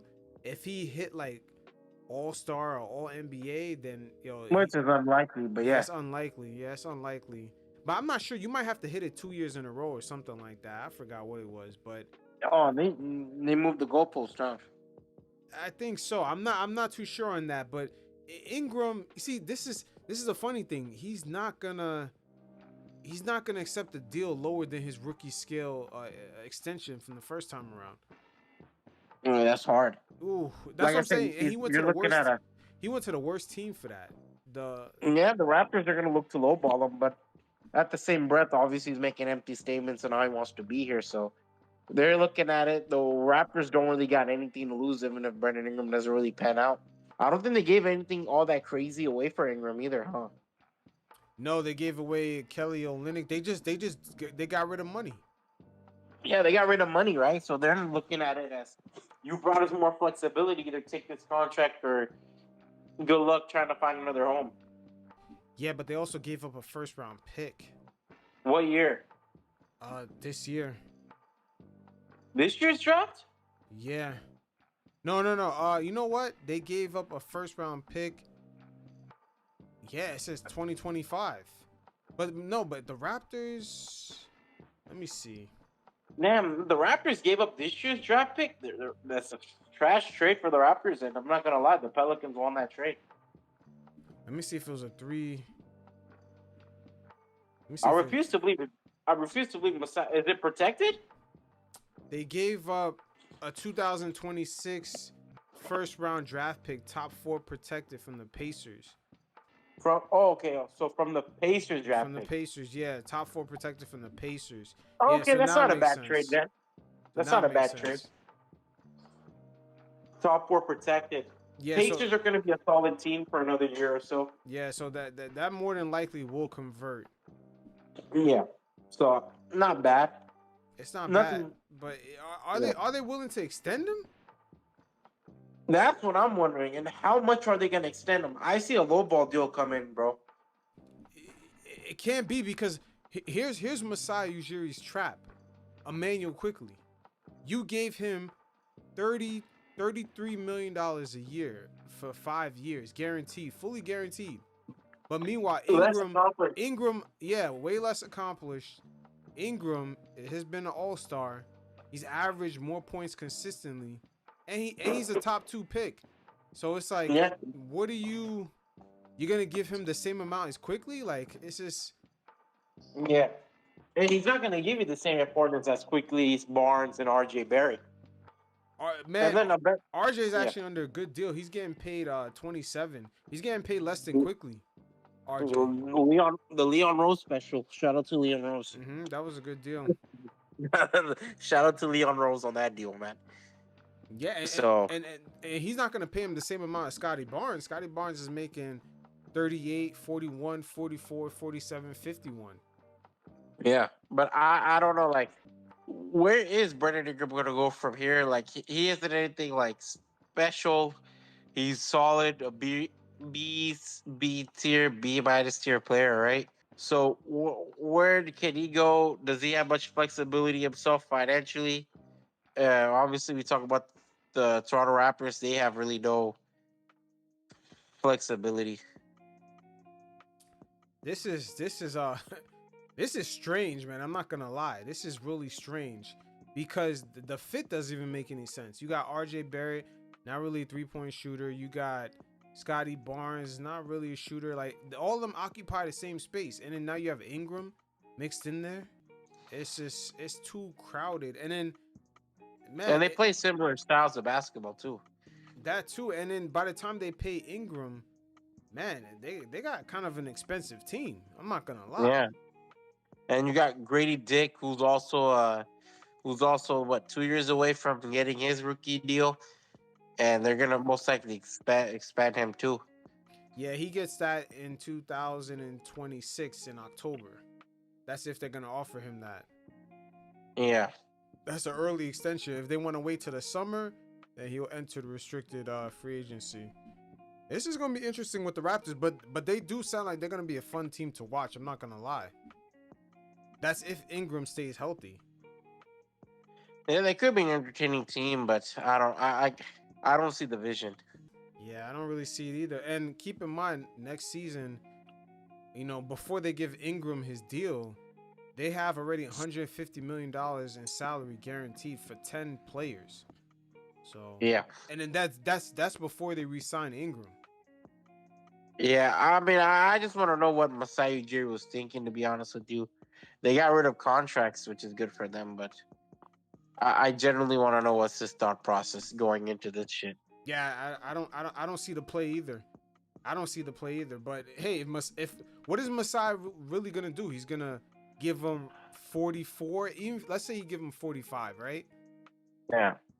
It doesn't make sense because now next season, with only 11 players, the total salary for the Toronto Raptors is about 100. It's about 190. It'll be about 190. It's almost on the same level as like some of the contending teams with like guys with like KD and Stephen Curry. It'll be like on the Warriors level with Jimmy Butler and Curry. That doesn't make any sense, right? I just thought of it like fit wise, you know what I mean? Like that was kind of like where I was coming to approach from. Where, Oh yeah, man, yeah. this You could break this down the seems fit, but all I'm saying weird. is that it's weird. Like, you know what I mean? The fit is like, no, weird. I'm saying from both kind of angles is weird. Like we're looking at fit wise is weird and money wise is weird. So I just don't see how this is a win for Toronto. I don't even see how it makes sense. Going into this summer, I don't even see how it makes sense. You got 10 players on your team, and you're already up to 150 mil. That's only with 10 players. And then you re-sign Brandon Ingram.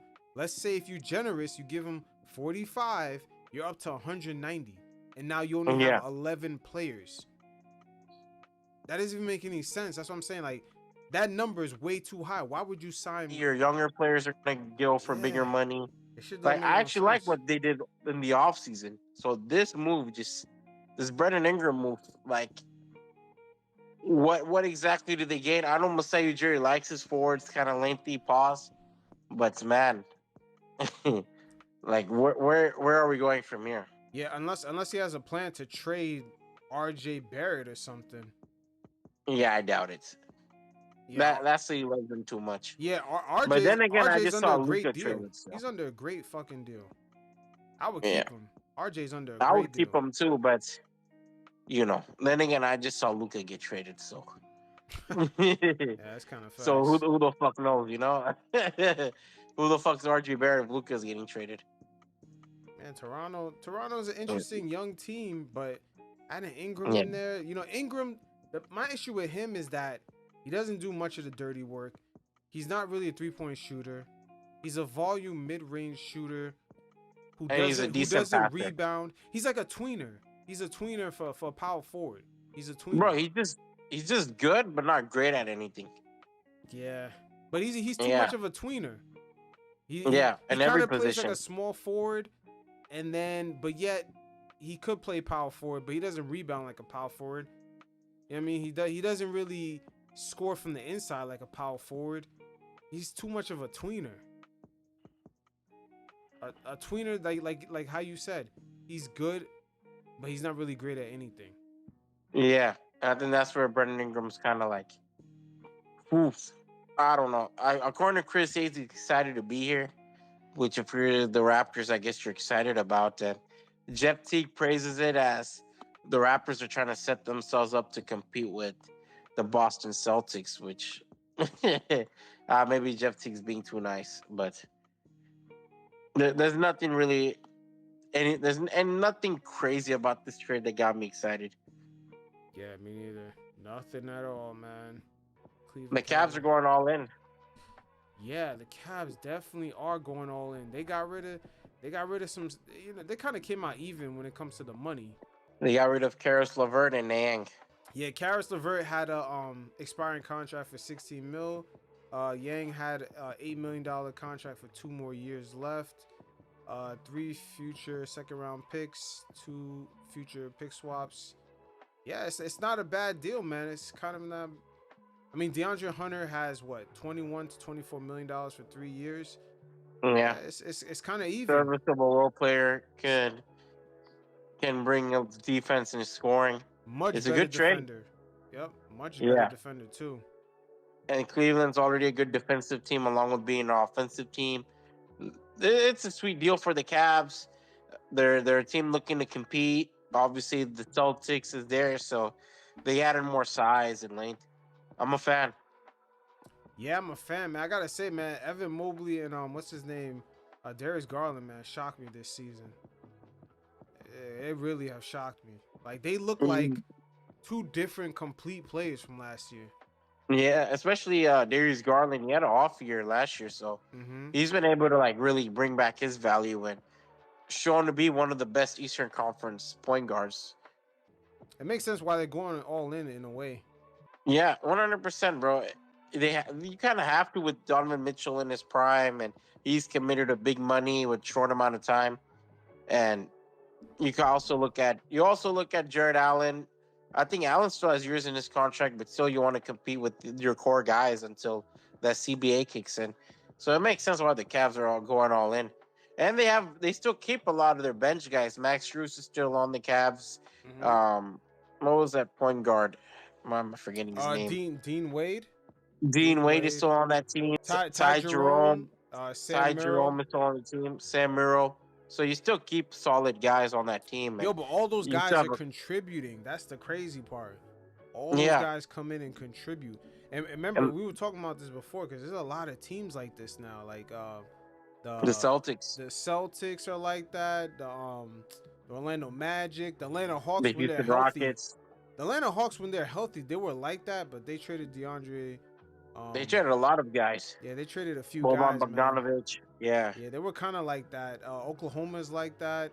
The Grizzlies, with their rookie, with a couple of rookies they got on their team, are kind of building themselves up like that. Scottie Pippen Jr.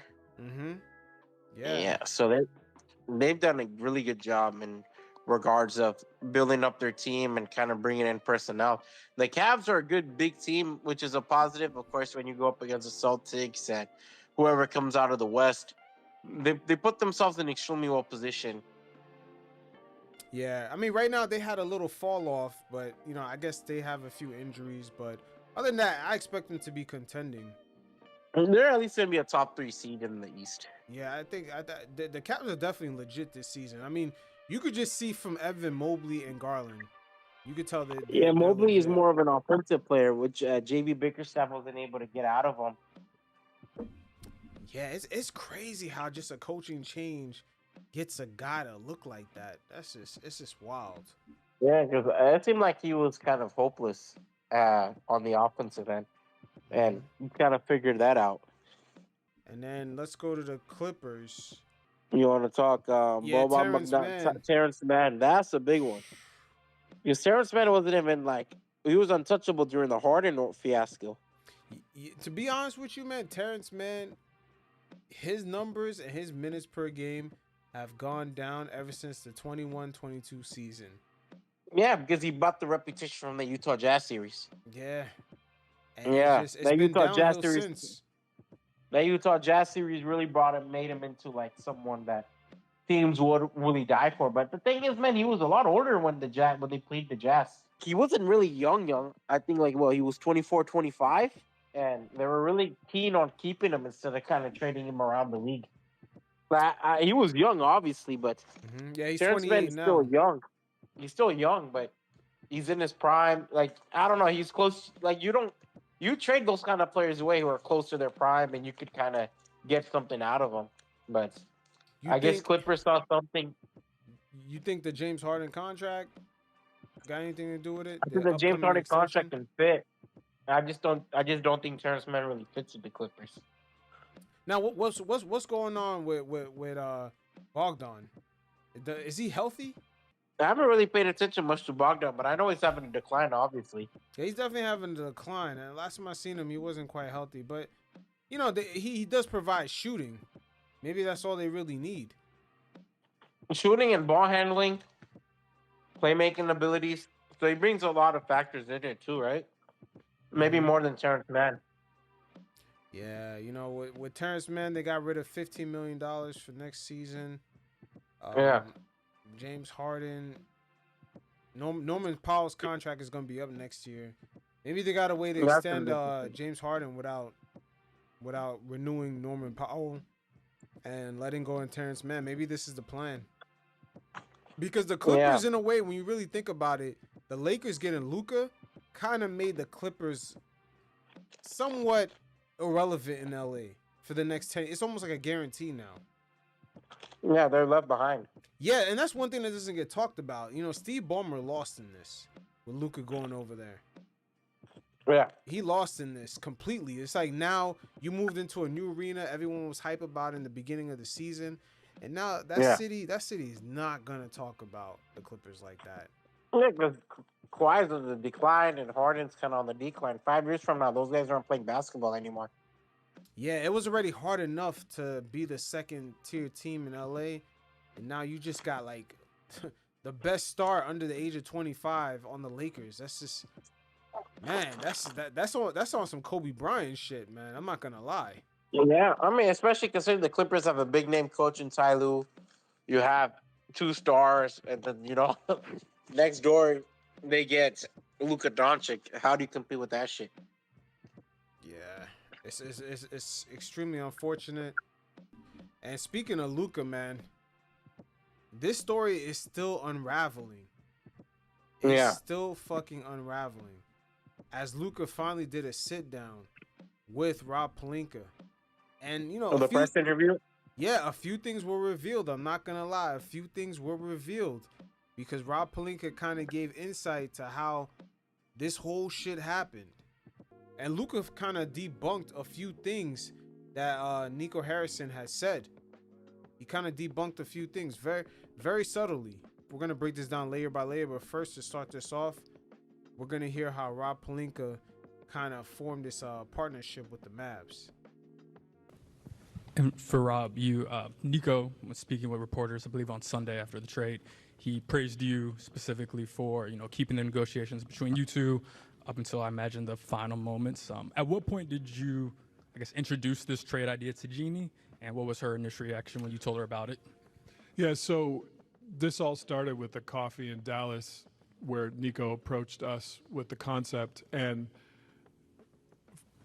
because there was a partnership and a history of travel in the world between Nico and myself working around Kobe Bryant, there was a fabric of trust in the discussions. And these type of deals are incredibly intricate and complicated. And along the way, we knew there would be 248 insurmountable snags to get to the end, and there were. And so over the course of 3 weeks, call it, an issue would come up, and we'd think there was no way to climb the mountain, and we'd figure out a way. Then the next issue would come up, and you just keep going, and you stay committed to the work. You stay committed to trying to get the deal done in a partnership sense. I think a lot of people talk about negotiations in terms of who won and who lost. I try to approach a negotiation in the sense of how do we build a partnership where we can get to the end. You see the way he's formulating that? A partnership with the Mavs. Have we ever heard two NBA teams talk like this before? No. How can we get to the end together? This shit sounds crazy, man. We're in a new era of management now, right? Where agents are GMs now, and Rob Pelinka and execs are also general managers, like Rob Pelinka, obviously, Leon Rose, Bob Myers, and Nico Harrison coming out of Nike, right?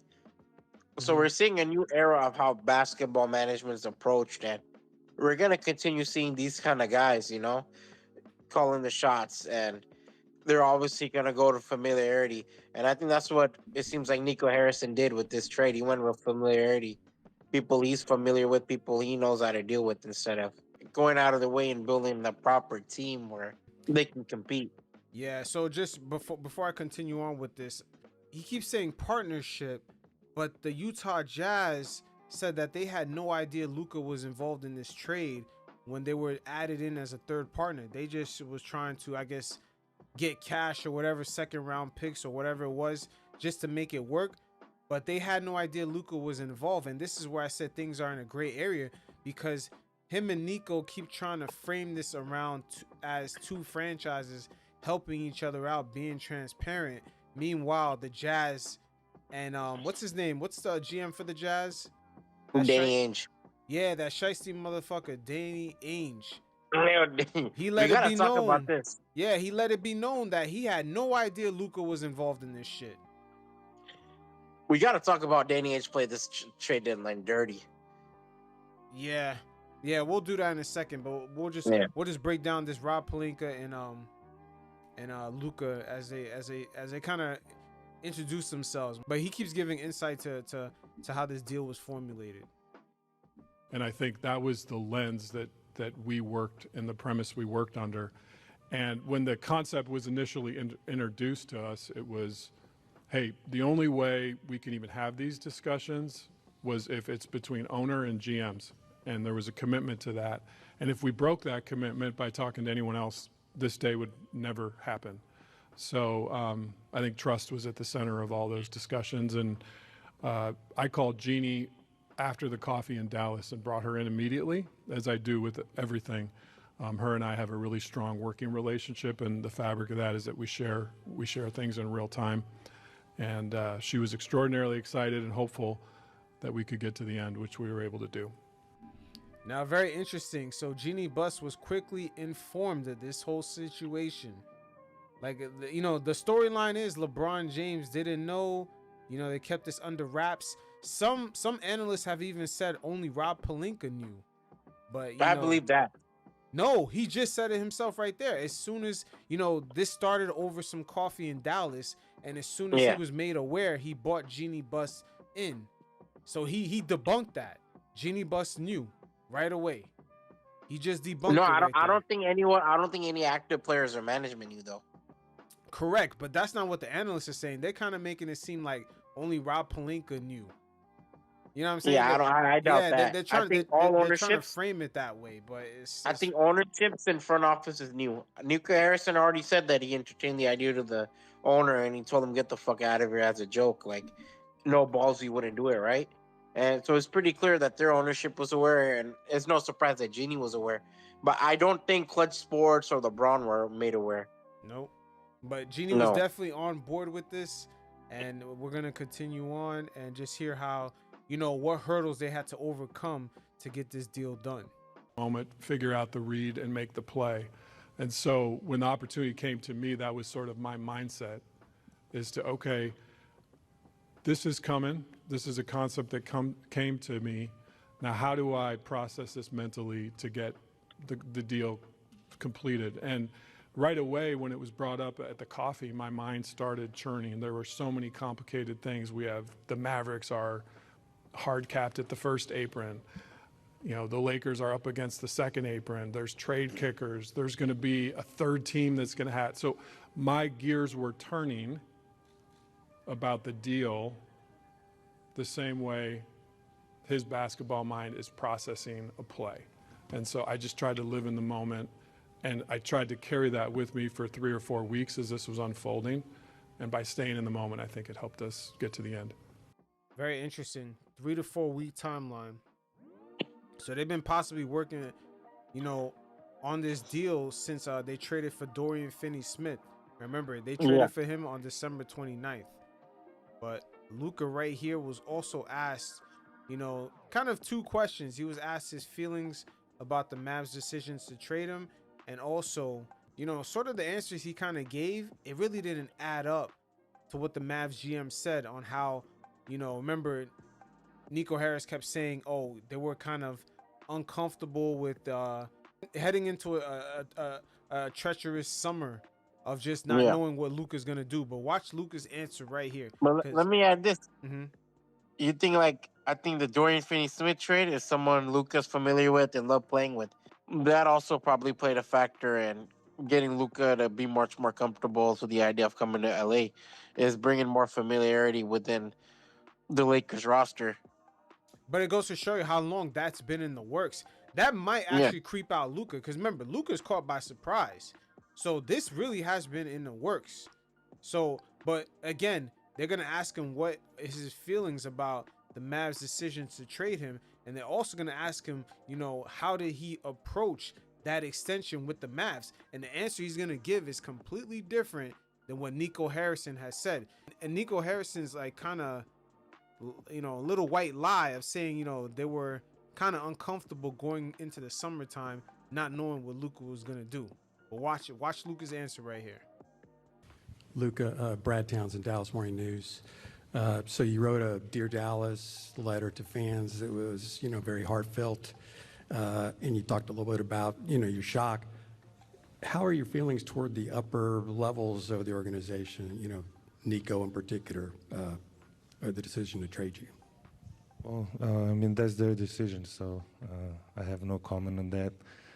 They made the decision. I don't know why. But that's their decision, so I can't do nothing about it. And then one of the reasons that was given was that there was concern that, beyond this summer, or that there's a chance you might not agree to the Supermax extension. Did you or anyone on your inner circle indicate that might be the case? Absolutely not.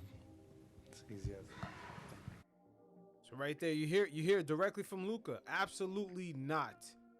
That's not what Nico Harrison has had expressed. That's why I said there's a lot of inconsistencies in this whole fucking situation. There's a lot of inconsistencies. And just real quick, I'm just going to deviate and go right back to what, just to remind the audience of what exactly that Nico Harrison had to say about this. This is the exact statement that the interviewer had asked Luka about. This one right here. Let's hear it directly from Nico Harrison. This is just for a reference. Moving on from Luka was in the best interest of the franchise. Yeah, I think it wasn't really like a point. I think it was like, how do we make our team better? There's some unique things about his contract that we had to pay attention to. There's other teams that were loading up, that he was going to be able to decide make his own decision at some point of whether he wants to be here or not, whether we want to supermax him or not, or whether he wants to opt out. So I think we had to take all that into consideration and feel like we got out in front of what could have been a tumultuous summer. Nico, did you have any indication from him or his representation that he was going to opt out or not take the extension or anything like that?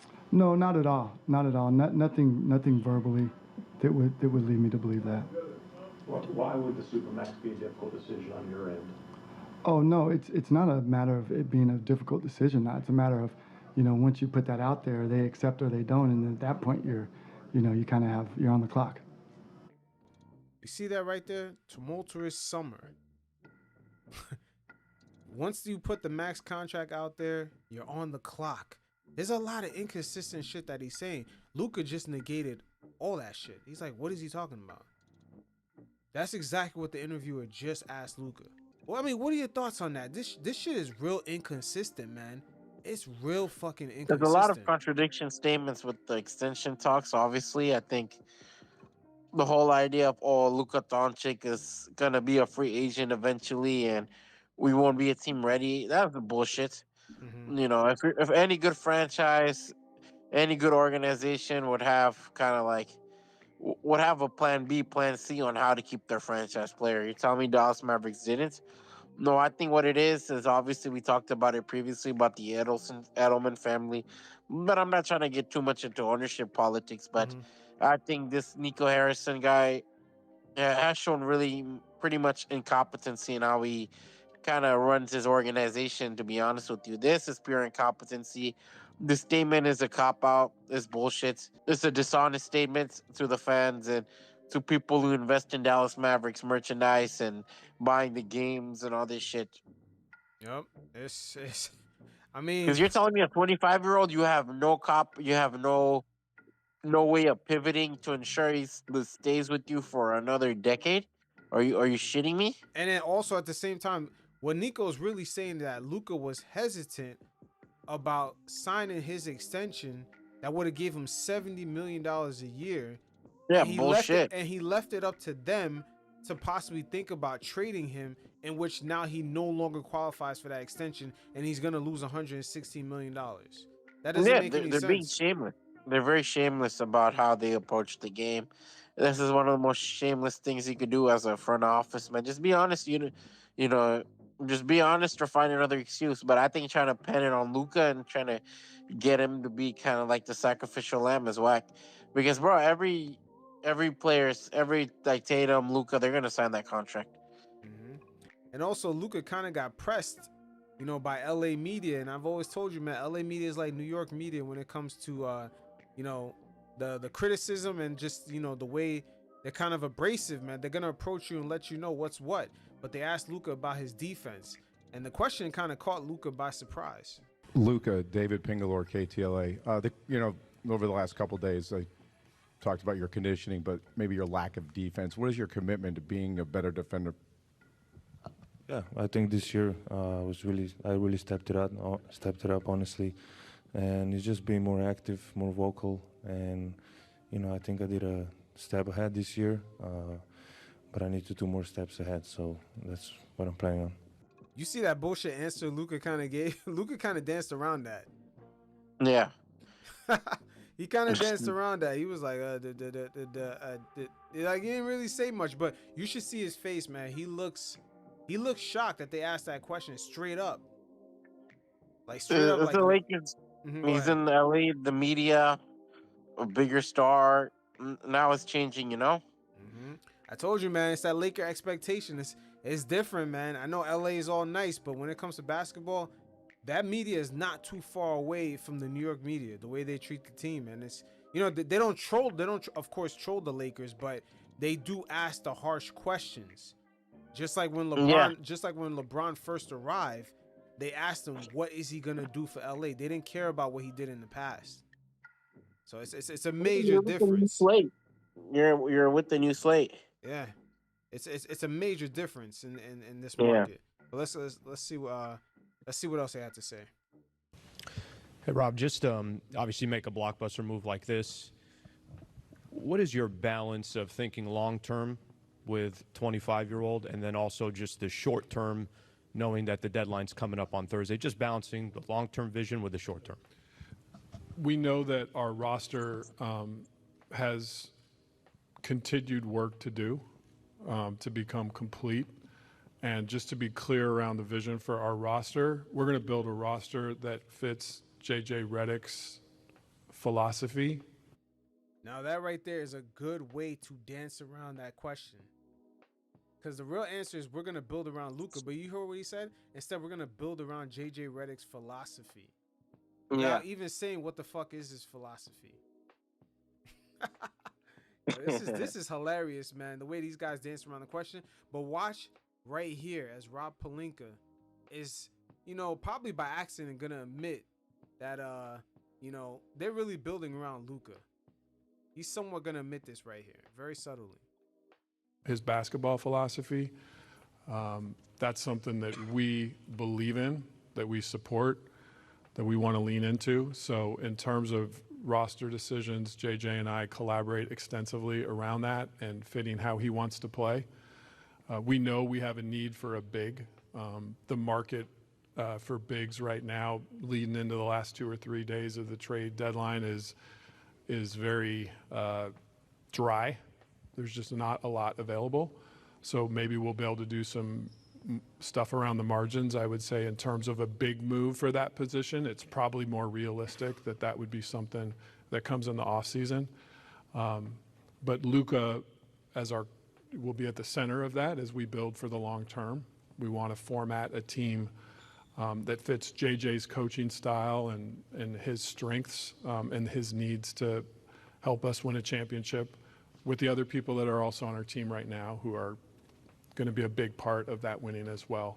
But your question was about long term, so I'm speaking more to long term. See, he got to like tread the water lightly because he got to confirm to Luka that this is his franchise. See, long term, and then he finally mentions Luka after dancing around the question for a good minute. It seems like right now they're kind of playing 50-50 with LeBron. They don't want to make it look too overt that they're pivoting and building this around Luka. But he sort of danced around it right here. But I think they also kind of throw it to JJ Redick to kind of figure it out too. Pressure on Redick to figure it out. True, but it's the obvious answer, man. They're building around Luka. Yeah.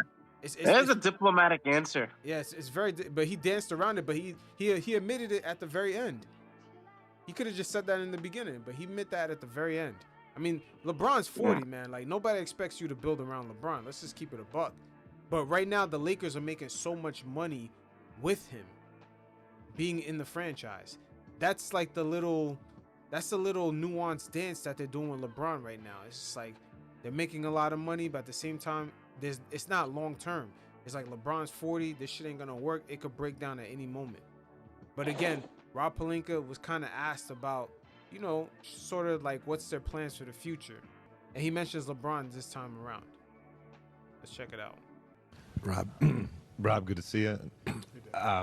Along the same lines with the trade deadline and all of that, the window for Luka, 25 years old, coming off a finals appearance last year.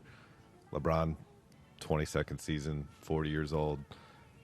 Like, what's the urgency level to have this team in the immediate future reach championship contender status, and whether that immediate future is between now and Thursday or the offseason going into next year, just kind of what is the view in terms of the timeline to get this team to be able to contend? The urgency is ever present. From the first day I started taking this job till I sit in the chair right now, there's always an urgency to win championships. That's what the Lakers set out to do. That's the expectations of our fans, and we're going to put in the work to constantly try to do it.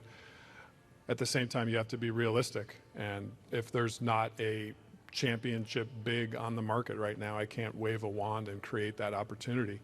We'll continue to work and look for areas that we can complete and fill out the roster.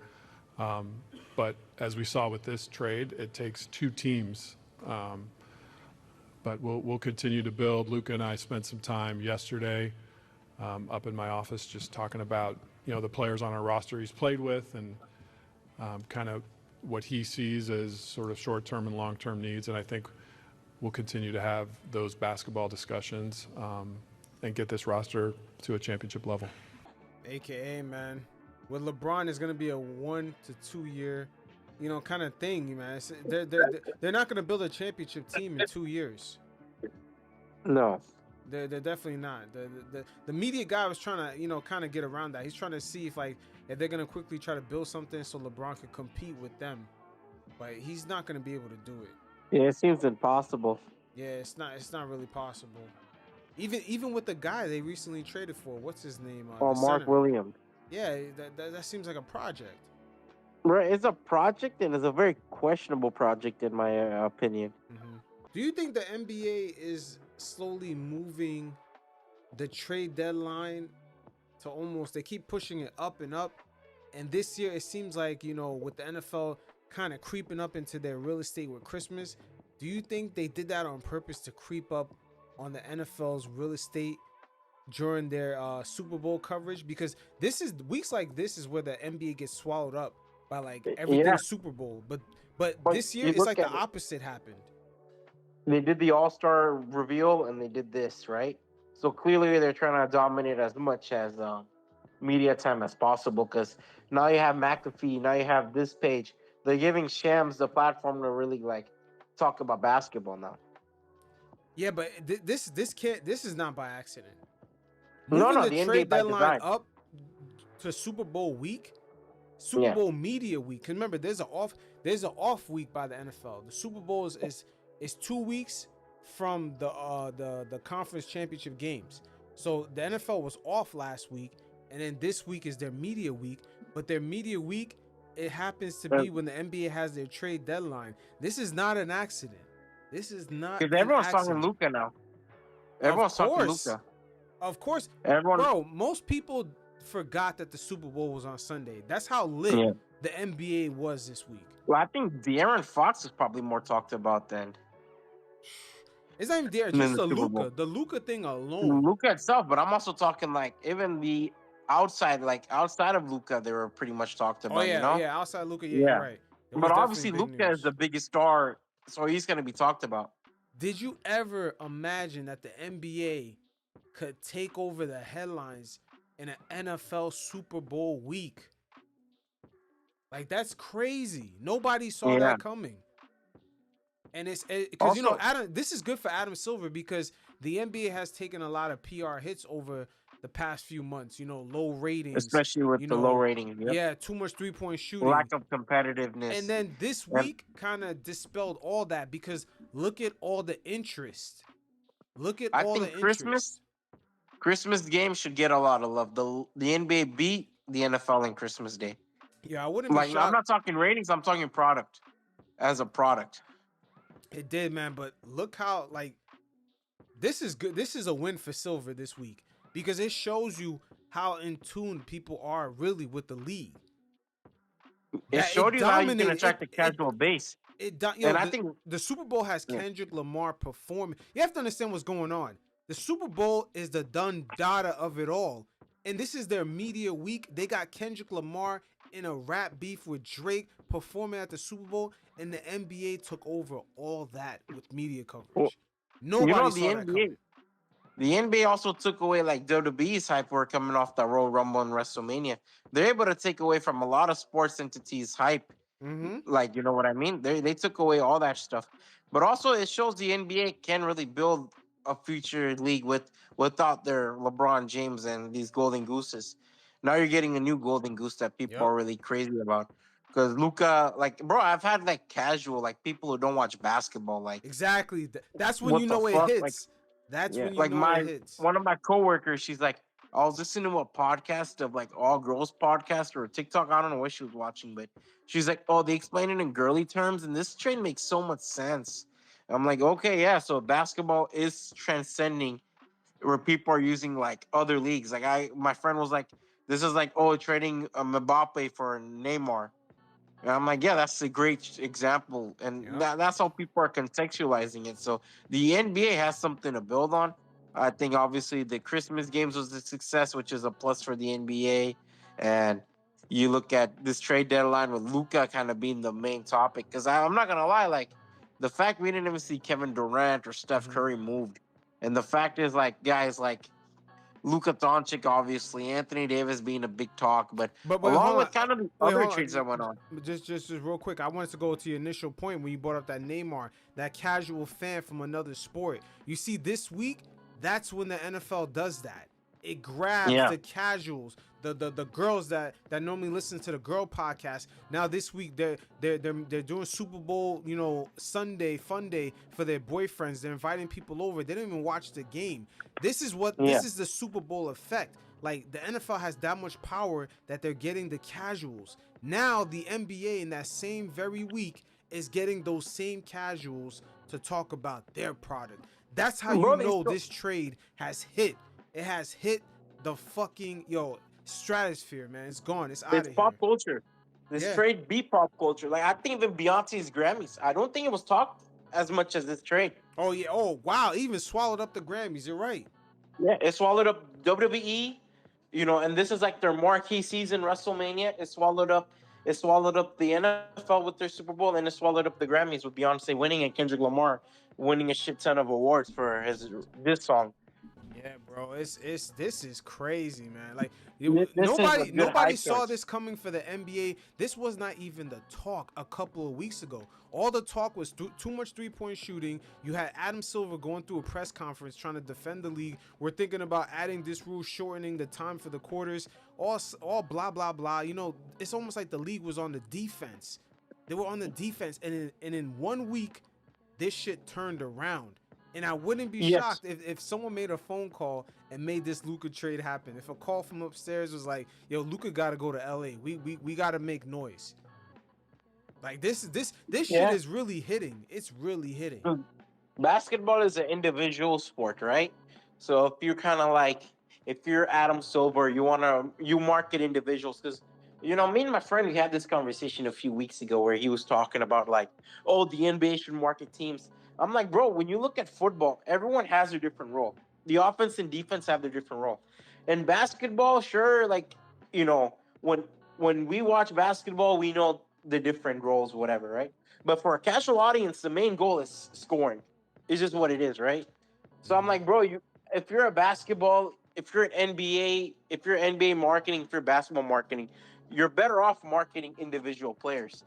And this trade deadline was a marketing of individual players. Like Luka going to LA and De'Aaron Fox playing with Victor Wembanyama, Jimmy Butler teaming up with Steph Curry. These are individual players being marketed to the worldwide sports, to the worldwide. It's, oh, look, your player is teaming up with one of the all-stars teaming up with one of the upcoming players, or like I said, you know, Jimmy Butler teaming up with a guy who's won multiple championships. Maybe he could win one. And it's all narratives. You know, Luka Doncic being the new face of the Lakers is all narrative. Mm-hmm. What are the Dallas Mavericks doing with Anthony Davis? Can he win one with Kyrie as a 1A, 1B? Tyler Hero's new team with Andrew Wiggins being a co-star. So it's a lot of interesting narratives we're seeing in basketball, and the trade deadline kind of dominated that. And you know, props to the NBA in that regard. I think the league's headed to a decent direction. I think Adam Silver probably entertained the idea, I don't think he's an idiot who's going to fully implement it about the 10-minute quarters or whatever.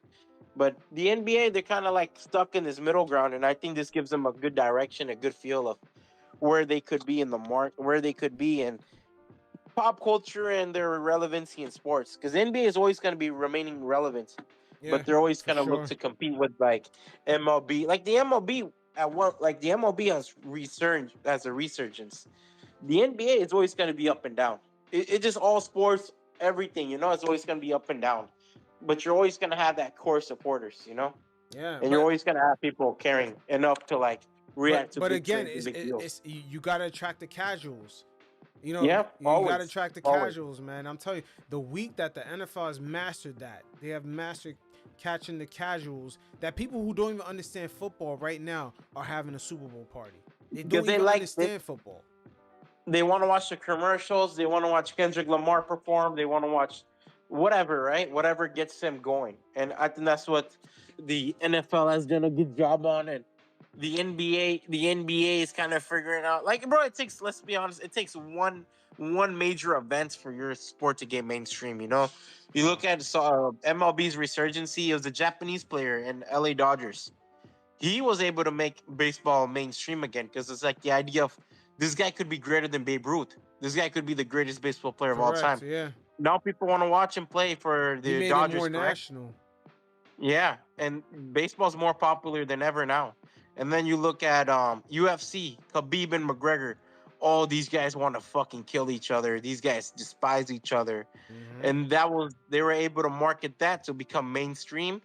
You look at, boxing, obviously, you just look at his history. Mike Tyson, Muhammad Ali, George Fraser. I don't even got to go all that deep. But the idea. Basketball has its moments too with Larry and Mike, Kobe, Shaq, whatever. So it's always going to be that one moment that just kind of flips it around for any league. And this could be it for the NBA, to be honest with you, if Luka were to be one of the greatest Laker of all time, Yeah, this is huge, man. I felt like the league really. I'm looking at it now, like the league really needed this. I'm just looking at the effect. Man. I'm telling you, man. It's Super Bowl weekend.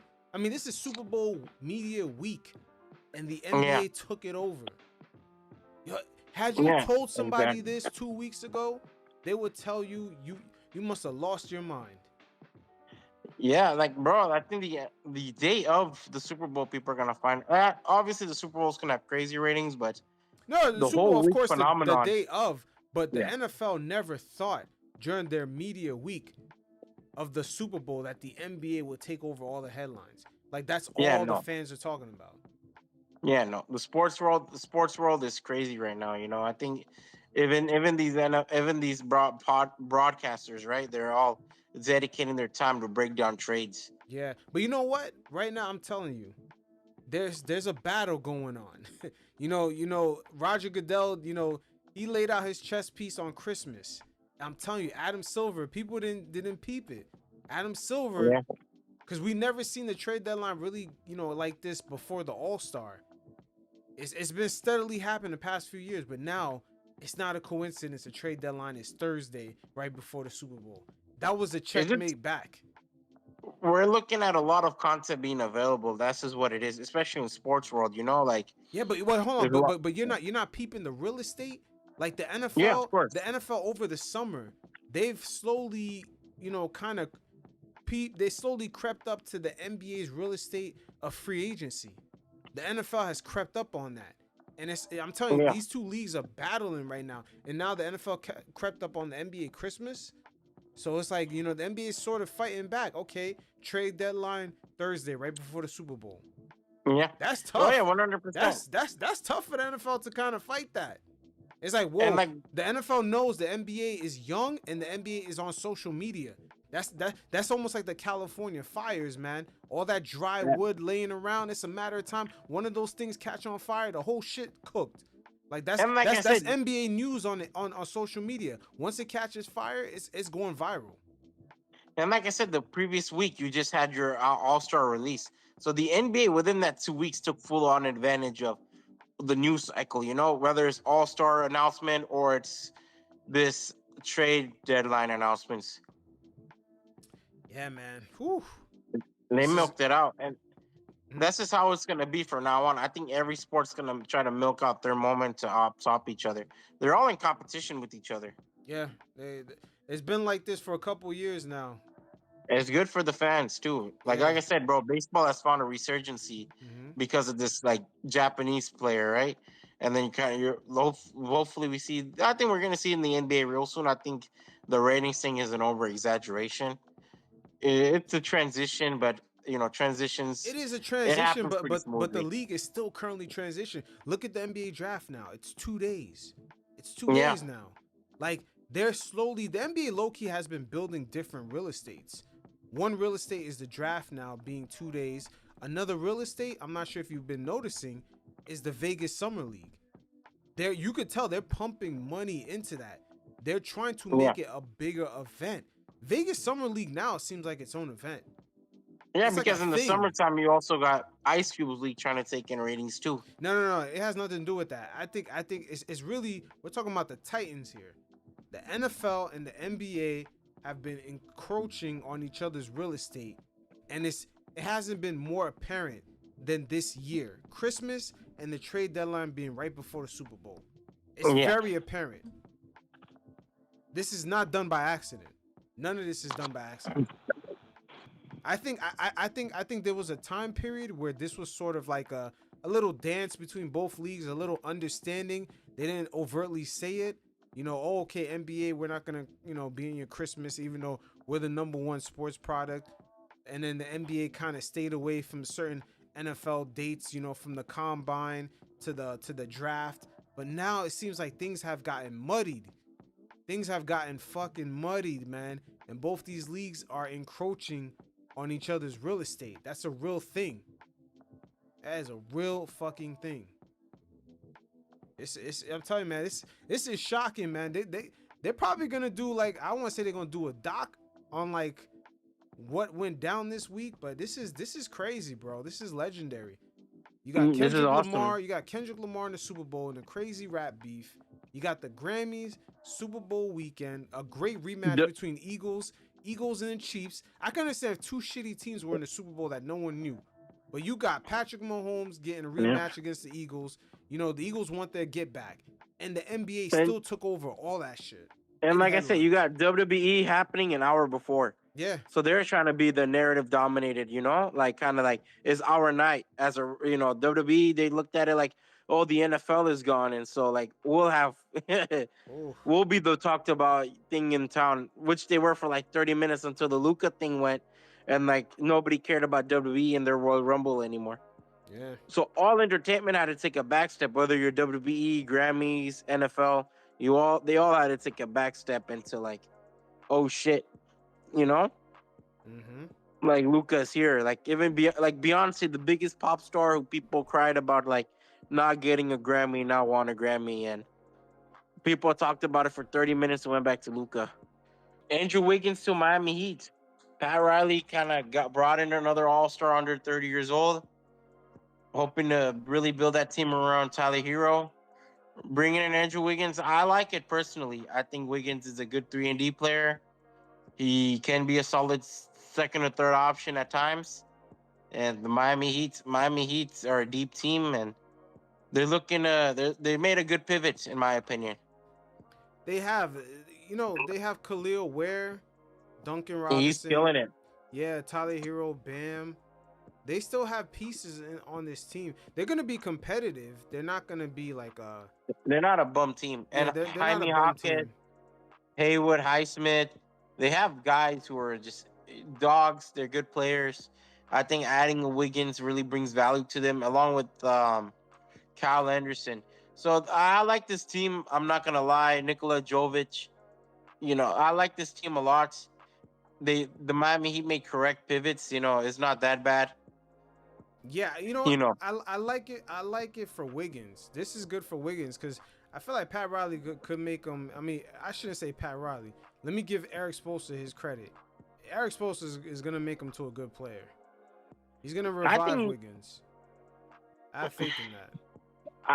I think he'll always be an all-star caliber, like all-star, like B-tier player in my opinion. he's always going to be a significant player. I think Wiggins is a little bit of confidence hits, but he's still been a solid player for the Warriors. I think maybe you know what? I'll say this. I think Wiggins needed a smaller role, to be honest with you. And this team can really offer him a smaller role. Yeah, they can. But like you were saying before, they did pivot well, but there were rumors, of course, they wanted to go after Kevin Durant, but they had no assets. Let's be honest, just looking at the Heat's They had no draft assets, picks, and it doesn't fit their timeline, Kevin Durant. It doesn't, but they have nothing. They have nothing to give. Like, they don't even own the first round draft picks until 2029. Yeah. So they're just not an attractive team for a guy like Kevin Durant, to keep it real. Like, I don't see what the Miami Heat would gain outside of like their younger players kind of hindering their development. I think with Wiggins, he's 28. He's not going to take too many shots. He can be your second to fourth option at times, So he's kind of like, you can kind of change him with any role as game progresses. That's a positive. He's not a guy who has a big ego. Wiggins fits within whatever Miami wants to implement. Yep. Yeah, Wiggins is I think Wiggins is going to be more consistent as far as not necessarily like being a jump shooter, but he's going to score more. He's going to score more, and he's going to be more locked in cuz it's a different culture. He's going to score more on higher efficiency because now he's not expected to really step up to that second option. I don't think Wiggins was ever all that comfortable stepping up to the second option, even though he did in the finals. He's better off being kind of that second or fourth option where it's not a big deal if Wiggins has an off night, right? But if Wiggins really has to be that consistently second option, then it becomes a problem for any team. Yeah, but it's the Miami culture around Bam, especially around what's his name, still probably in the house sometimes. Haslam. Like, these guys, there's a certain, you could tell Miami has a certain aura with it. A guy, to me, it would do really well for Wiggins to be there. Yeah. Wiggins kind of needed that fire. Yeah, 100%. I think this team can lit the fire in him. He's gonna really translate well. And the best part about this trade is his timeline. Wiggins is only 28. He's in his prime. He's still got a couple of years more to go. He fits whatever Miami he wants to implement. He can give you great minutes. It's quality. Yo, what do you think about Kel'el Ware? I like him. Yeah, where did Miami find these guys, man? He's a beast. He's a beast. And I think him and Adebayo on the front court will be fun in the future. Wow, that's crazy. Yeah. Him and Bam? Him and Bam will be crazy. I mean, I think Bam, people kind of overreact, but he's had some solid games. I think he hit the buzzer beater on the Spurs or Minnesota, which was great. Yeah, Bam is gonna be solid. He's having an off season. Yeah, he's having an off season, but he's gonna be fine. Like, he's a pro. Like, he's gonna be He's a medalist. He's a champion. Not a champion, my bad. All-star, all defensive team. I think a lot of people like to overreact on him, like, oh man, he's lost it, but he's still gonna be a great player. I'm not really worried about him. Where did Pat Riley, man? This guy. Pat Riley, he still got it, man. Pat Riley, he's made his fuck ups, what every GM does, but I had to admire his moves in this trade deadline. I feel like a lot of people did not want to give him his flowers in this trade deadline. Sure, like, he fucked up on not getting Donovan Mitchell, maybe Damian Lillard, sure, but you have to give him his flowers in regards of, hey, I'm gonna get you Andrew Wiggins, and trying to pivot on from there. Also, one last trade I wanted to go over. Quentin Grimes. Quentin Grimes got traded. Yeah, he got traded for Caleb Martin. New York boy. Caleb Martin, my bad. The Hornets player. Caleb Martin. Caleb Martin. Yeah. So I think Caleb Martin from Philadelphia or from Philadelphia or the Hornets. Yeah. Quentin Grimes got traded. I know the brother also got dealt with. Phoenix. I'm talking about the one from Philly. Yeah. The one from Philly got traded for Quentin the Grimes. Miami Heat one. So I saw that. So everyone is obsessed with the way Nico Harris handled the Luka situation. But we gotta also take a look at this Quentin Grimes situation. You know, Quentin Grimes is what, like 24? 24, young. I think he got a new contract this offseason with the Mavs. Yeah, but he averaged like 22 minutes a game, averaged 10 points, shooting 40% from the field. He's actually one of the better pull-ups three-point shooters this season in the league. I believe he was like either the top 2 or top 3. Traded away for Caleb Martin, who plays 30 minutes a game, averages 9 points, 4 rebounds, and he shoots 37% from the field. But this whole trade didn't even make any sense. It's a head scratcher trade. It's another, like, do you think Quentin Grimes is cool with Luka, and then he just voiced himself in the locker room? Was like, yo, what the fuck is they doing? Possibly, or Nico Herring's going all in on Anthony Davis and Kyrie Irving. Yeah, but it still doesn't make sense. Grimes is playing much better than Caleb Martin. Yeah, but I don't know. I'm kind of leaning towards that. I'm leaning towards the latter. I think, I don't know. Quentin Grimes, does he have that big a voice to really make that much of a difference, or to be able to stand on business? That's all I'm saying. It's kind of strange because you're seeing another young player get traded for another guy that's like really, yeah. I don't know if that guy is that much better. And it's number one, he's really not playing that much better this season. And Quentin Grimes, man, he has the best pull-up shooter right now. I think he's taking a lot. Who has more money in their contract? Oh, you know what? Grimes rookie skill contract is up. It is up. But I think he signed that extension, right? No. It would have to, he's a restricted free agent. Nico Harris, bro, like one day they're gonna have to do a documentary on this guy. Because I mean, it seems like he's not committed to Dallas long term, so he's trying to milk out whatever. Look at Caleb Martin is actually long term. He's age 29 and he has a long term deal for $8-9 million a year. Yeah.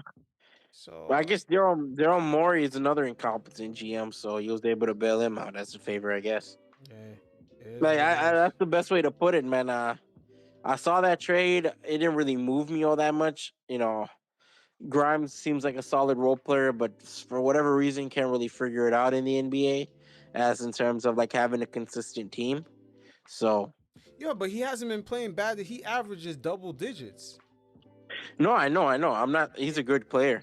I think Grimes is a valuable player. Yeah, but he plays yeah. like 22 minutes a game. He averages double digits. That's pretty good. Yeah, he's a rotational player. That's what I'm saying. He's pretty good for a rotational player, but yeah, they traded him away for a guy who plays 30 minutes a game and does not average double digits. That's what I'm saying. That doesn't make any sense. I think it's Nico Harrison masterclass of incompetency. Like I don't know how else to put it, man, because I wouldn't make that Quentin Grimes trade. Quentin Grimes is a lot cheaper. Cody Martin, 30 years old or soon to be 30. What exactly did they gain from this trade? I mean, the only thing I would say that they gain, they're not going to lose Grimes for nothing, because Grimes is restricted. But that was about it. Like oh no, you're right. Grimes came from the Tim Hardaway Jr. trade. Yeah, he's a restricted free agent. Caleb Martin, he has a 4-year deal right now for about under $10 million. Yeah. So yeah, it's a little, I don't know. Dallas is interesting. It's crazy because Anthony Davis is a top 15 player, so you would think they'd have a red carpet for that guy. Nope. They even have one for Kyrie. Oh, okay. Yeah, I don't think they have one for Kyrie. I guess that's just how they play then. Yeah, it's just. But I bet you if it was Luka, they would have had one for him. Man, I'm telling you, bro. Like everyone knows, man. Like Luka is a different animal, bro. They really gave away a fucking Ferrari for a Honda, man. Yeah, I agree. Like, bro, Anthony Davis, it's like a Ferrari to a BMW, man. Yeah, I guess. That's a good comparison. Anthony Davis is cool. He's great. He's fun. All-star, All-NBA 10 times. But it's like, man, come on.